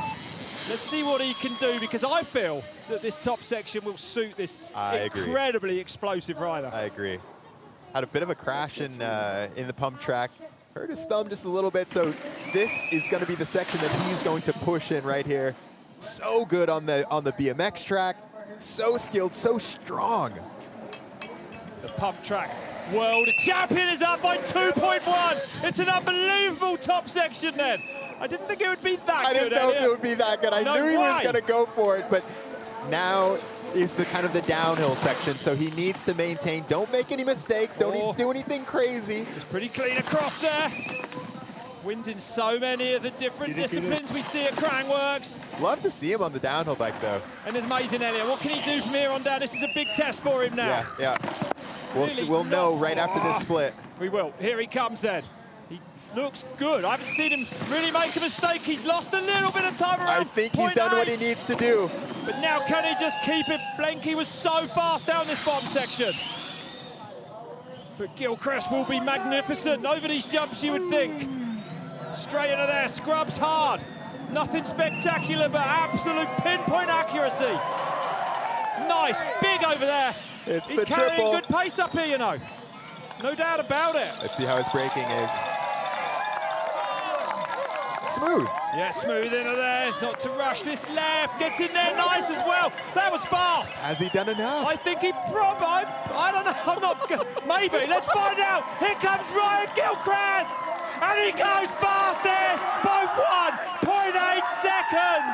2:56. He smashes the qualifier of Lucky Stevens McNabb. An incredible run. Let's go. That must feel, you just heard how much it means to put down a run like that on a downhill bike. Wow. That is not his normal weapon of choice. Unbelievable. By a margin of 1.8. That's huge. Downhill man now. Look, he's like, get out of here. Can't win everything. No, that's right. That's great. I mean, great to see. Yeah. That was such a veteran run. You saw how much he pushed at the top. He knew that's where he could make up his time. And then just being perfect. We didn't see it, you know, no loss of traction coming into this very bottom section. Oh my gosh. Impressive. Massively impressive, yeah. Yeah. Will that time stand? 9 riders, though, still to go. Tegan Cruz from Canada. From Pemberton, actually the same place Finn Isles lives. 19 years old, a second-year elite now. A former 6th in the World Championships, though, as a junior. And Blenky said these top turns haven't actually got any better with the rain we had before the start. Still slippery up there. Yeah, on that UR team. See his teammate Kai Hearn coming up later. Both of these riders having a good off-season. So let's see what he's got as he comes up to this first split then. And he's back by 4.2. Ah, clean through there though, Elliott. Sends the step down nice. But that's too big a margin to turn around. Oh, gets messy there. And again. Yeah, you can see, I mean, you can see how easy it is to override that section that we just saw. Throws you off your rhythm. I think it's going to be hard to beat Ryan Gilchrist at the top. Oh, yeah. Yeah, I totally agree with that. Gilchrist did the damage at the top, but he didn't lose much. He lost like a second in the middle and then was bang on at the bottom. Yeah, and I was waiting. 3.9, he's pulled a little bit of time, though, in that midsection, so reflecting what we said about Gilchrist. Yeah, exactly. There's time to be made up, right? Like, we've seen a good top. We haven't seen kind of a max speed in that middle section yet. Goes over the left-hand side there, the big kick. You can see the bike fighting in that deep dust on the landing. Carries good pace, though, miles over that.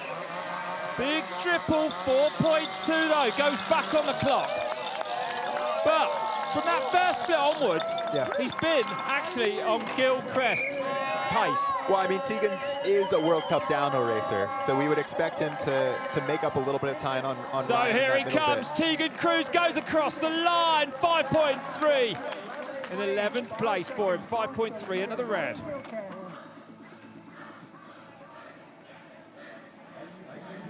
Look how physical it is. It is a physical track. You are working for speed here.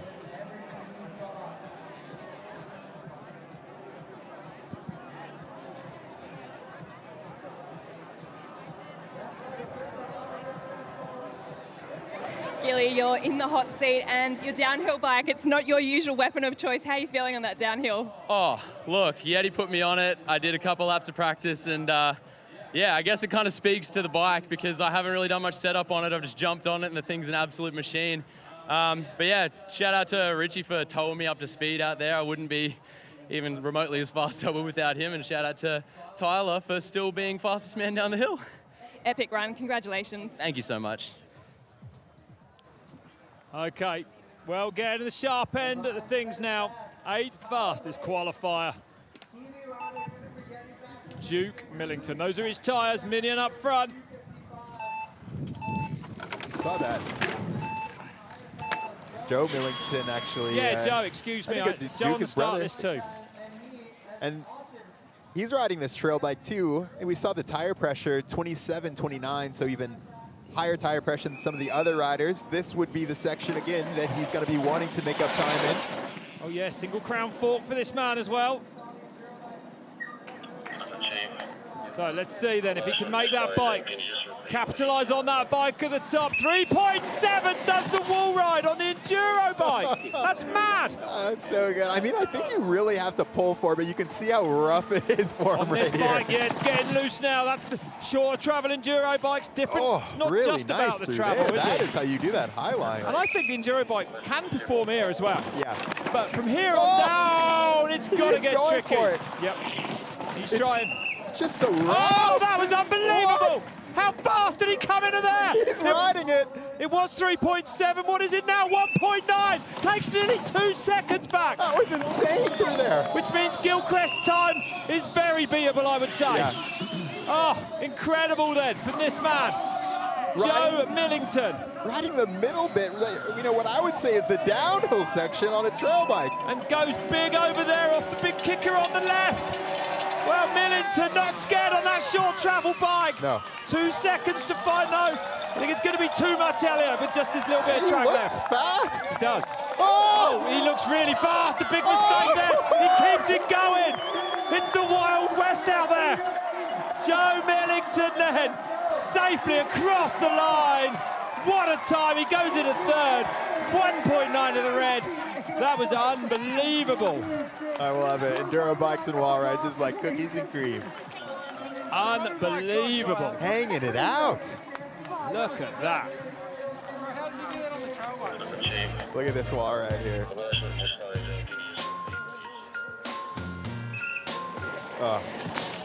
He went so fast through this section. I think he lost traction a couple of times and just had to let off the brakes right there. Straighten it back up. Right here, letting the back end slide. No feet off.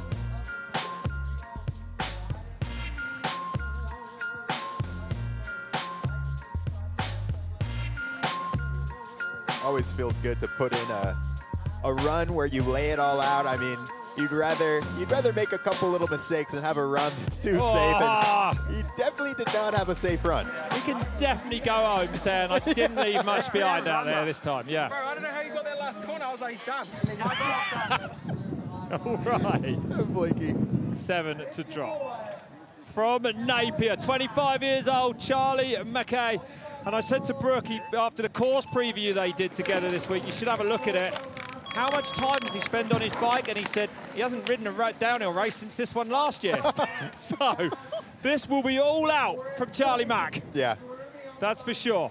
And 11th at the downhill here last year on the Tanifar track. He's actually going to show up at Guanajuato, Yeah, I heard. he's coming to the Red Bull Steno Abajo Series in Mexico in a couple of weeks. 1.6 back there. Okay, that's good. That's good. I mean, he's in through touch. the whoop, sends the gap. He's in touch, baby. And there's that loose style. Just lets the bike do what it wants. Oh, some big hits down here. Avoid some of those compressions, though. Oh, he's carrying good speed. I don't know if his bike is the quietest bike we've heard. I didn't know what the creaking was, but it sounds pretty bad. 1.6 at split one, picks up the front over that rock there, not the ideal line. Into that left-hander, but he's pulled time back. I knew it. This is insane. 0.3 off only. And if that mistake in the left has cost him anything, we'll find out now. I mean... No, he's still there. He's still right there, less than 0.4 of a second off. One downhill race is all you need per year. That's all you need. You're going to ride like this. If you ride like this, you can only do one downhill race a year. This style. Oh, another big hit there. What is this? This is amazing. This is madness. Charlie Mack, he's fighting it all the way to the finish line here. Unbelievable, and don't forget, he's in touch to take the lead. The last straight seat bounces down. This is madness from Charlie Mack. What's the clock gonna tell us? He goes second, just 0.6 back. That was one of the wildest runs I've ever seen. Oh, yes. Insane. Charlie Mack lights up Rotorua. That was bonkers. I love it. That was as bonkers as his course preview. Look at this.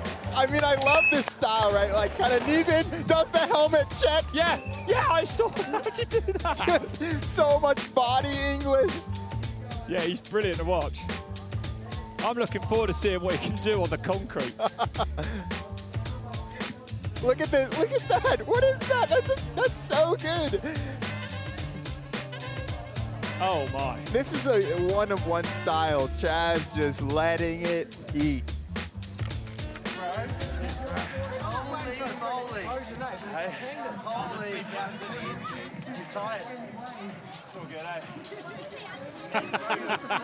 Yes, Brooke. All good. All right, back to the top then for the man that took the overall World Cup win in 2020. Matt Walker from the new UK was actually on fire at the last World Cup last year. Fastest in that first qualifier in Montanari. Things didn't go his way, but he's back. Oh. Madison Saracen's gone. New team for him this year.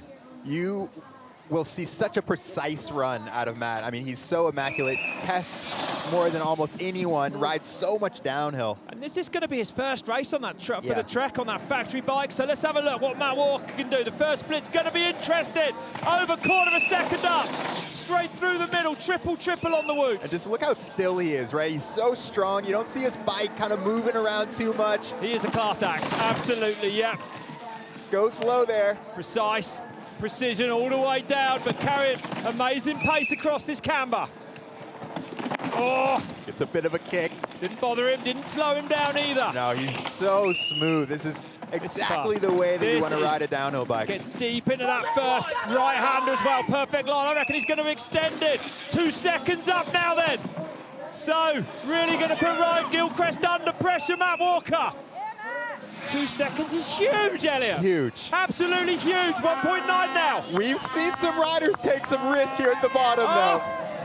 Yeah, we have. That's right. Look at that. Oh, it's just pumping perfectly. Manuelin making it happen everywhere.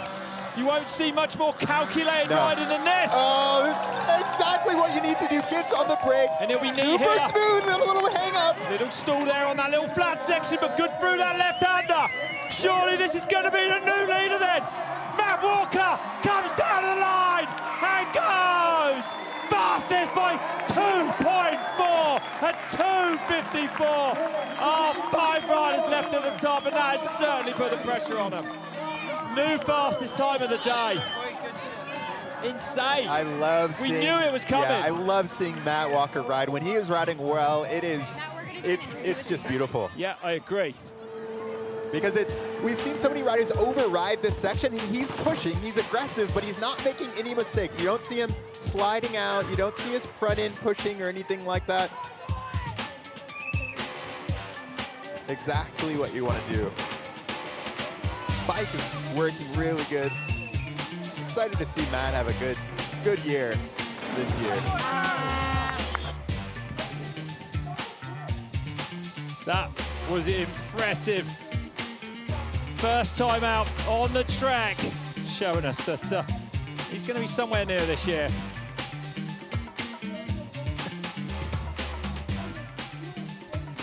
Matt, first time out on the track, and you managed to pull back 2 seconds in the middle. What were you doing there?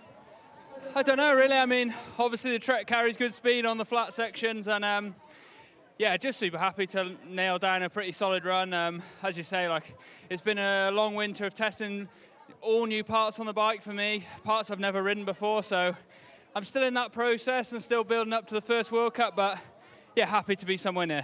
How are the conditions on the track? Pretty good, to be honest. With the rain earlier, I expected the top, especially on the grass, to be a bit slick, but all in all, it's running fast, and there's no headwind today, which makes a big difference. Matt, well done. Thank you. No headwind up there, Elliot. 2.4 the advantage, massive.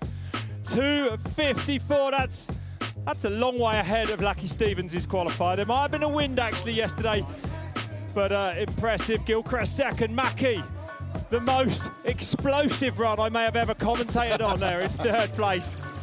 Insane, and it's not over yet. No.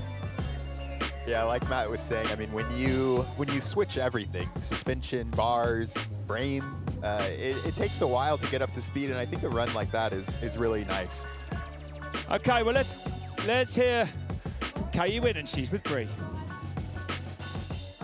Thanks, guys. I'm here with Scottish mountain bike pro and the face of Crankworx Socials, Katie Winton. Katie, you're from Scotland, but you live in Queenstown. What's it like to be here in Rotorua? Oh, I'm stoked to be back in Rotorua. I've raced here, I've ridden here, I love the tracks here, and Crankworx Rotorua always brings the heat with all the competitions, so. You've been testing some local innovation. Can you tell us about the Frankie?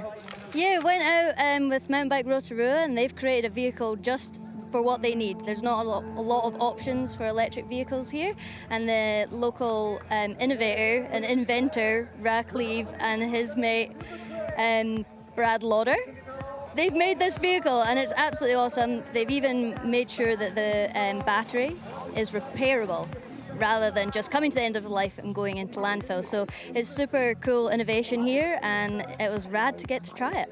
It looks amazing. Now, you are a racer, but you're here all week. I mean, how much FOMO do you have? Oh, I've got serious FOMO. The racing looks so sick. The weather's been amazing, but I love to just connect with the community and try and tell the stories from a racer perspective. Thanks, Katie. Enjoy the show. Thank you. Thank you, Bree. Thank you, Katie. 5 riders then are left to drop here. Kaya Hearn, Laurie Greenland, Tahuto Arika Pene. Richie Rude, the American, making his return full-time at Downhill this year. Yeah. Before Lucky Stevens McNabb, the #1 qualifier. The crowd are going to get behind him this afternoon. This thing is far from over then. Back to the top for Kaya Hearn, 23 years old, a former junior world champion. So don't be surprised to see this man bring the pace here. Said he's never felt better on his downhill bike. Never felt better. I mean, he had an amazing run at Cannondale, but his chain came off, so I'm really, really looking for big things out of this run. Well, let's see then, as he comes down towards this first split, how this top section has gone for Kaya Hearn. His dad, actually, couldn't be, where is he? Uh-oh. He may be down. His dad actually couldn't come from a more contrasting sport, an Olympic speed walker. Oh, wow. Yeah, but Kaya Hearn, well, looking like he's had an issue up top. We saw that. Yeah, for sure, yeah. It was always a bit stressful, like, especially with changing the bike and shit. I just had no idea what I was going to do. That'll do. Hopefully Kaya make it down safe. We saw him have a big crash in Crankworx Whistler, 1199 last year. So Kaya Hearn, not sure where he is, up the top somewhere. We'll keep you updated as soon as we know where he is. Could be a mechanical up the top somewhere. I know, that would be, it's never what you want. I mean, it's so easy to make a mistake anywhere on this track. A little bit of an update, RockShox Waterfall. Is that what you would pick? What's your pick? I like the motorway section just because of the whoops. Okay, I'm loving him. Here he is. So Kaya Hearn, all good then. Looking like he's crashed out at the top. A shame for him. Yeah. Not hard to do up there, Elliot. There's so much going on. Good that he's all good. Yeah, I mean, that's the main thing. I think, again, it's as a downhill racer, you want to push, especially when you feel that good. I think a run like this, I would have been in the starting gate being like, let's go. This is going to be my run, going for the win here. So sometimes you have a bit of a slide out. It happens. Yeah, mud all over his back there, telling us exactly what's happened. Still pushing on down here, though, Kaya Hearn. Yeah, it's good. Actually, a 5th at the downhill here back in 2023. Then went on to break his shoulder, came back for Whistler, where he took a 5th, and then a big one last year, if you remember, on the 1199. Yeah, good to see him back healthy. Where we do go later this year, Crankworx, of course. Whistler, the 1199, one of the most formidable downhill tracks on the planet. Apparently the World Cup going there in 26. So really? Yeah, that's the rumour. Okay. That's the rumour. Wow. It's been rumoured before, but it might be true this time. Look at this guy. So we might get some big names there this year having a look. So Kaya Hearn then, not the run he was looking for. The one-run format of downhill, as brutal as ever, no second chances. Yeah, 4 riders left at the top. It's good news. Yeah, real fun. Lost the front, I think, Elliot. You heard him say it was a hugie. I mean, when you don't have dirt on your arms and you got dirt on your back, it's got to be a big crash. Well, this man might bring the pace then. Laurie Greenland, a World Cup winner on Val di Sole, the most formidable of all the World Cup tracks. 8th in Tasmania, Red Bull Hardline Tasmania there a few weeks ago, and showing us that the illness that have slowed him down over the last couple of years firmly behind him. A 3rd place at the Montanam World Cup at the end of 2024. Yeah, that's right. I mean, spending some time in Queenstown. Jackson Goldstone's mechanic is here, Woody. Yeah. New shock for him. Said his bike is perfect. Took it chill in seating, so I'm expecting this to be a lot faster. Well, we've lost time in at the moment, I've been told. On the wall ride and off then for Greenland. We're so picking far, up his so curve. good. We can, beautiful. Is popping through. A little bit wild. Yeah. Maybe a little bit offline there. Really nicely there, just popping exactly what you need. Doesn't even have to take any pedals. Carrying good pace through here, showing his class. Junior world champion, back in the day as well. Yeah, we've seen some amazing runs out of Laurie. Good to see him back up to pace. Yeah. Healthy, finally, that illness going. Yeah, that's right. Starting to look like, or very much looking like his old self again. Off there. Apologies for no timing on this one at the moment. Hard to tell you what he's doing, but from what we've seen of it, it's been absolutely immaculate. Yeah, totally. Takes the low line, goes deep across the top of there as well then for Greenland. And you can always tell, I mean, Laurie's really, really good at generating speed. We've definitely seen him have more aggressive runs, but this is a really nice looking run so far. Yep. No big mistakes. Carrying really good speed. Super smooth, yeah, putting those wheels exactly where he wants them. So Laurie Greenland then. Looks to have been a brilliant run from him. He crosses the line. We'll update you on his time, of course, as soon as we can. 2:58, he goes 6th, there we go. A 2:58.9 for Laurie Greenland.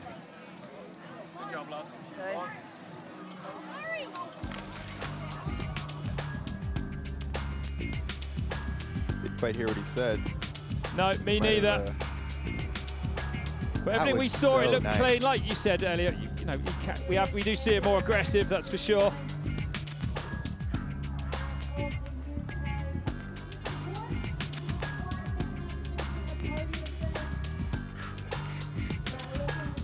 But good to see Laurie Greenland back to full fitness. Yeah. Oh, squashes that so hard and yet still goes deep. Amazing. The AMA outdoor motocross section of mountain biking in front of your eyes here. Totally.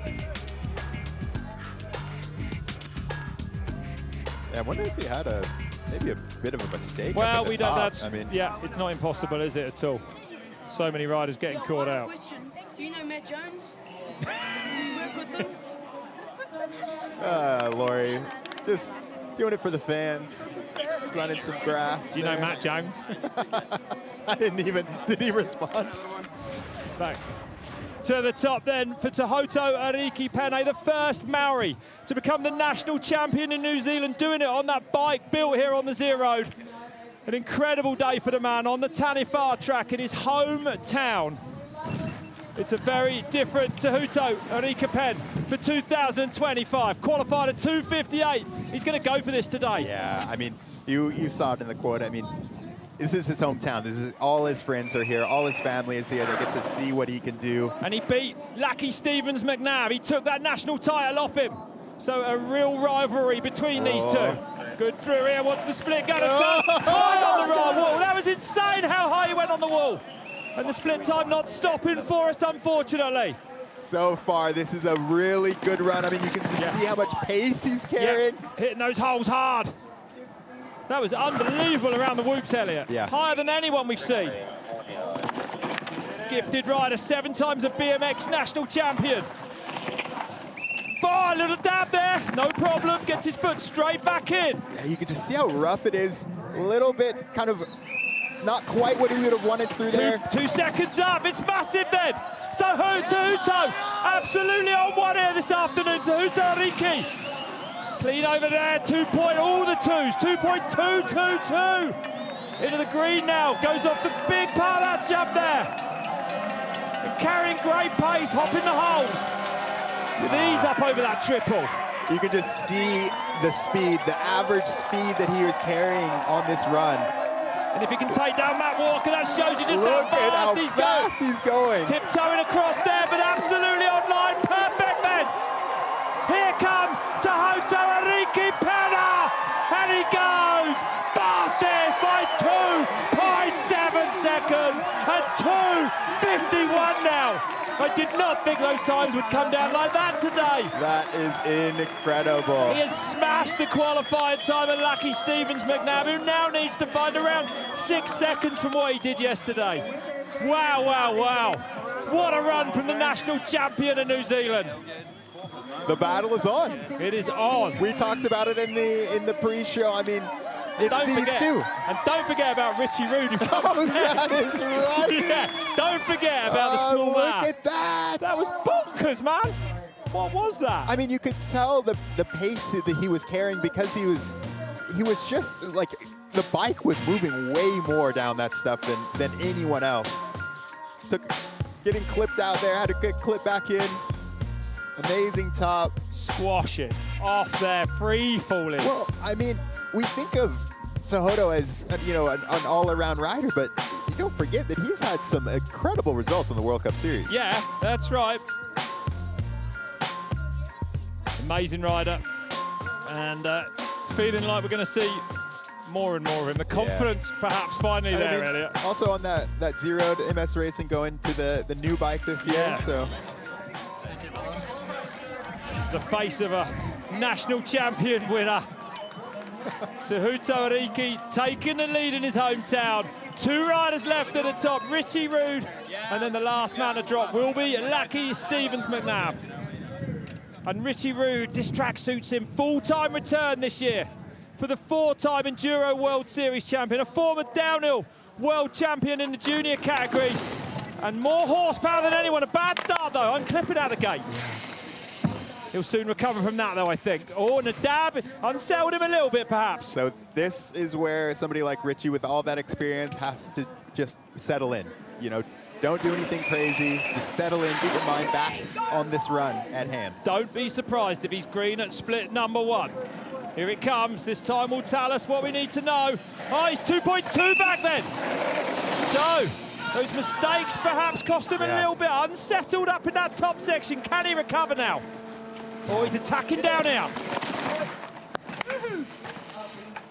This is where we get to kind of see, still a little bit kind of all over the place, but... Getting good power pedal strokes in, though, here and there, Elliot. Tahoto Ariki looking on. Really looking good. Yeah, he is, you're right. But 2.2 inside there. That's an enduro line. No way, para wheelie now as well. That was unbelievable. That's amazing. And now 1.3 off, so pulls back. 0.9 between splits 2 and 3. Insane. Excuse me, splits 1 and 2, split 3 coming up now. He's 1.6 back, loses 0.3 there. I'd be surprised if all that time came from that one right-hander. Well, I think you're probably right. It was unreal how quick he whipped it around there, and the only rider to do it.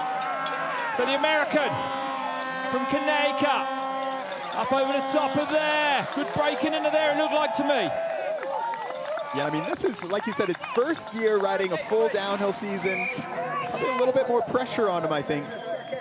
And using these races to find his way with that bike. Here he comes, and Richie Rude goes third, 2:54.8. 3.3 into the red. Penna from Walker, from Rude then, Rick Gilchrist, and Charlie Mack in 5th there at the moment. We've got one rider left to drop. One rider. Not bad for the Yeti crew. I think Richie will be able to take a lot of positives from that run. I mean, having some really good splits, not being, you know, that far off the pace.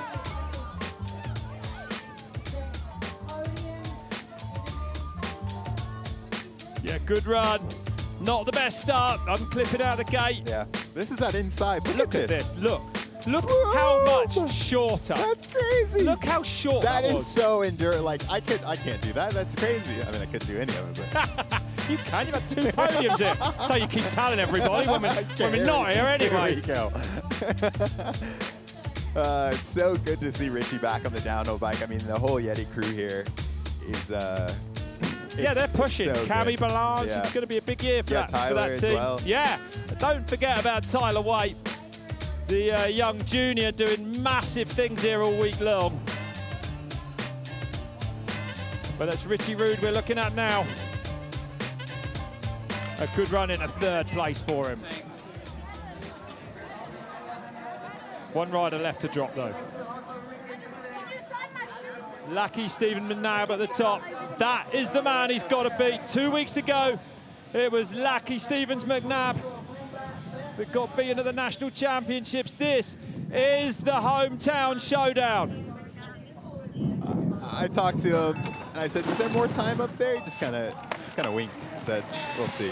2:57 that qualifier then. And fast and clean around those first couple of turns then. So McNabb on track, won the first round of this series in Christchurch by 7 seconds from Bernard Kerr. What's this split going to tell us? All important. Needs to be somewhere near on the clock, and he is. 0.1 into the green then. Smallest of margins. Look how clean he is, Elliot. Yeah, so far, so good. A second in Montanana, the last World Cup of the year. He was winning in Poland by over a second before he washed the front past the last split. Unbelievable pace. 3 times a BMX world champion as well, this fella. One of the only riders we've seen take that inside hopping where he needs to. Incredibly composed. Yeah, really, really composed. Riding so fast and so clean here. It was 0.1 at split 1, and at split 2, it's 0.8, so still just less than a second over to Hutarika. All right, here we go. There's definitely a second down at this bottom. Loses 0.2. So 0.6 to play with then. Hutariki looks on. McNabb sets up high in the deep stuff. Lost a little bit of speed there for sure, going in the soft stuff. Can he let off the brakes here? Still clean over that triple. Oh, he's fighting a little bit here. The crowd are getting behind him. The advantage is his, but only just. It's going to be a New Zealand 1-2, but what order is it going to be? Lucky Stevens McNabb goes fastest. Look at the time. 2:50.9, 0.6. Lucky Stephen McNabb wins Crankworx Rotorua. The last man down. That was insane. So composed. Yeah. What a perfect looking run. He is so. Where did this experience come from? Where did this, he knows exactly what he needs to do. He knew that he, was a little bit offline. You saw him go into the soft stuff. That's not where he wanted to be. And then he let off the brakes. He pushed harder than he's ever pushed at that bottom section. Wow. 0.6 the margin. 2 weeks ago at the National Championships, it was Tehuto Ariki that took the win. Today, this is going to be a good season for these two. When you get two riders from the same country battling like this, it's going to be special. Really amazing run then from Lucky. I think we saw kind of the maximum, kind of the optimal run through here. The best top we've had, an amazing middle section. No mistakes. Just exactly what he needs to do. A 1-1 to start the season off in the Crankworx Downhill Series. Yeah, look at that. It's so good. Oh, precision. Back-to-back wins in the series. Yep. Yeah. Going to be leading by a long way after this. That was amazing across there. Just look at that. Only rider to hop all the way in.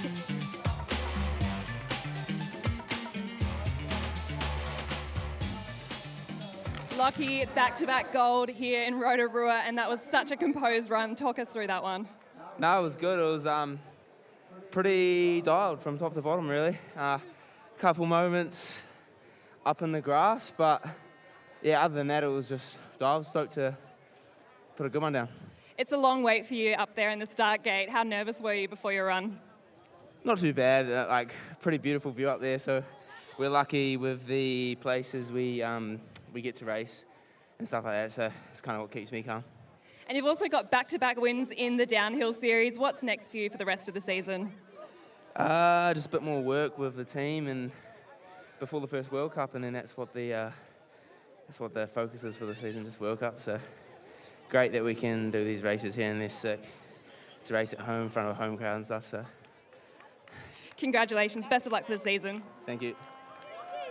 Might be the year we see him take his first World Cup win. Did you see? I told you he's confident. Like that you heard him, super composed run. Took it in his stride. Yeah. You know, that, I mean, look at as well, Elliot, look at the gap that the two New Zealanders You know have what he got. reminds me of? Like when you see somebody like that, like I always say, a rider that knows what time is, like a Josh Bryceland, right? Like he looks chill, but he's actually not. I mean, he knows exactly where to push. It's just perfect.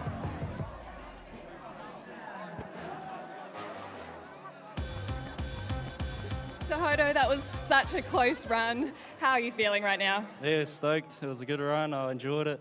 Yeah, no, it was me.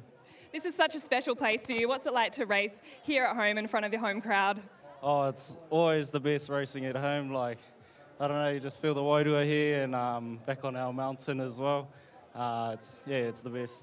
And you have so many fans. Is there anything that you want to say to the fans that are here watching you?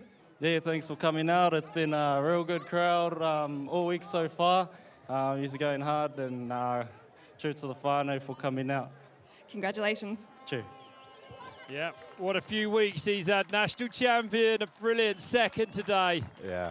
Bike for him this year. Yeah, delivering. you see the pride in his voice. Hear it in his voice, see it in his face. And it's a maximum for Lucky Stevens McNabb. Clean sweeping so far in this series. Ooh, he's gonna be dangerous this year. Well, he was dangerous last year. Yeah, that's right. That's All right. right, stay with us. We'll be back after this.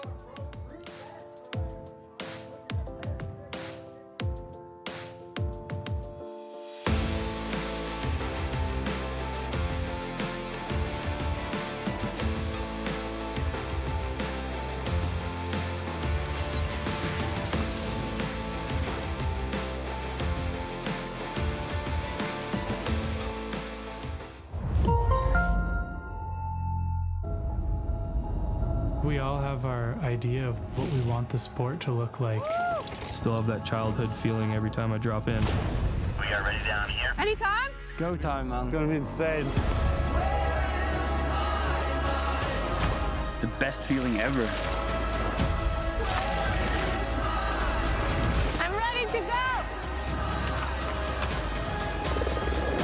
Anytime. Now available on Red Bull TV. Have you ever stared at a picture and it came alive? They say every rider has a calling. 15 athletes on their mind trip through Europe. A fantastic ride into the wildest dreams of biking. The Old World, now available on Red Bull TV. Breathe in. Pedal hard. Flat out. Three iconic urban downhill races on 3 different continents. Steep, narrow and formidable. Look at that. The Red Bull Rotorua Bajo Series 2025. Live on Red Bull TV. A new perspective on the streets of San Francisco. Daddy! Join Danny McCaskill on his very special sightseeing tour. Imagination running wild and taking no prisoners. Welcome to The Rock. Because making it look easy can be pretty hard. Will he send it? Danny McCaskill, Postcard from San Francisco. Now available on Red Bull TV.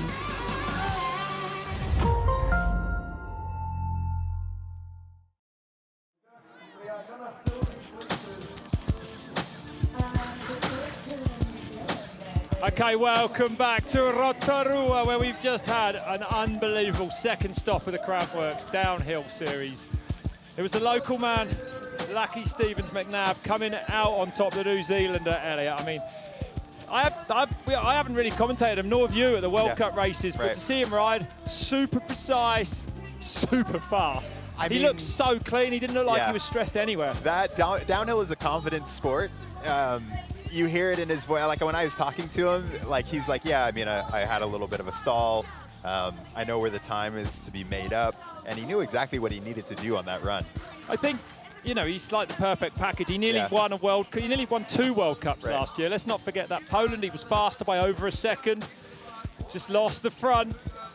But he was up on Bruni, of course, Loic Bruni. That's how fast he is, second in Mont Saint Anne. And even the way he set out of the gate, it was just deliberate and perfect. Yeah, I mean, like I said, it's kind of like an optimal run. We saw him at the top, making up time. I mean, doing that wall ride. You could tell how fast he came into all of these sections, but then not overriding it, right? Getting his braking done. Didn't see him having to take a ton of cranks anywhere, anything like that. No. New team for him this year and absolutely delivering, winning the Christchurch Redemption Downhill by 7 seconds. That was huge. Another massive result today. Look how accurate he is everywhere. He hit that deep, soft stuff there, and I thought he might have lost a bit of pace as well. Oh, I think he did, and that was when you heard him say, yeah, I had to open it up, and I had a couple moments in the grass, but exactly, he knew what he needed to do. I mean, look how fast he came down the last section. Yeah, I don't see those moments he's talking about. Look at that quick pedal out of there as well. Yeah, you're going to see a lot more of Lucky Stevens, McNabb, that's for sure. Brilliant. Yeah. It's always amazing when the last man down wins. Teammate Matt Walker in there.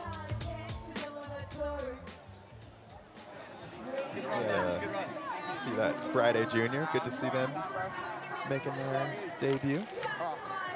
So here is that bottom section. You can see how perfect they are. So look at Lockie already making up a little bit of time, hopping over that. That's what I was saying. It's terrifying to do that because if you lose traction, you're off into the middle of nowhere. But look at this Tahuto on the right. Tahuto Ariki looking like he's actually ahead there at that point. So it's true. It was close between the 2 New Zealanders, wasn't it? And, you know, 0.6 off for Tahuto Ariki. I mean, he's going to be pretty pumped with that, I think, as well as being absolutely devastated not to win. Yeah, I mean, I think it just feels good to have a nice run in your hometown at a hometown race. I think to do your best. I mean, we talk about how good Lockie is. Toto's only 0.6 off. And he's right there. Yeah. National winner 2 weeks ago on the other track, the Tanifar in the forest. Yeah, he is right where he needs to be. Tahuto Ariki as well on a new bike. There's your pole result for today. The RockShox Waterfall getting it. But also, you know, to win on that gearbox bike, to come second on a new bike as well. Amazing. Well, let's go over to Bree, who's with Jackson Froome. Thanks, Rob. And the fun's not over, Jackson. Tell us, what have we got in store for tomorrow? Yeah, tomorrow we've got the first round of the Dual Slalom Series happening. So we've got a brand new course for this year, so it's going to be really sick. Have you had much of a look at the course? What do you think of it? Yeah, I had a quick look the other day, and the trail builders have done an incredible job, as always, here. And they've given us some new features that we've not seen in a Crankworx start with the, I think it's called a hitching post, and then we've got the 2 pond gaps as well, so it's going to be sick. Gold in the pump track. What are your expectations for tomorrow? I'd like to get another one of those medals, so we'll see. But it's first round of the series, so it's pretty hard to tell where everyone's at. So we'll turn up and have a go and just see where we end up. Thanks, Jackson. Good luck. Thank you. Yeah, don't forget, tomorrow 4 p.m. local time. Dual Slalom wrapping up what has been another unbelievable week here at Crankworx. Elliot, that race absolutely delivered, right? The best. Amazing. Thanks for joining us, Elliot. Thank you at home. We'll see you next time. Goodbye from Crankworx Rotorua. Focus on the mission is impenetrable. Wave of bystanders, 85 cameras, hoping they can see you break divine standards. One of the few who was willing to try. As you're coming into view, you're truly alive. Around the globe, it's in the air. Now you know, so get prepared to retain your respect in the game and declare to the death. Maintaining the name and the rep. Time is now. Take your part, find the crowd, make your mark. Gain your proclaim and renown, be the talk of the town. Set them up, then we're knocking them down like now. What's the word? Impact.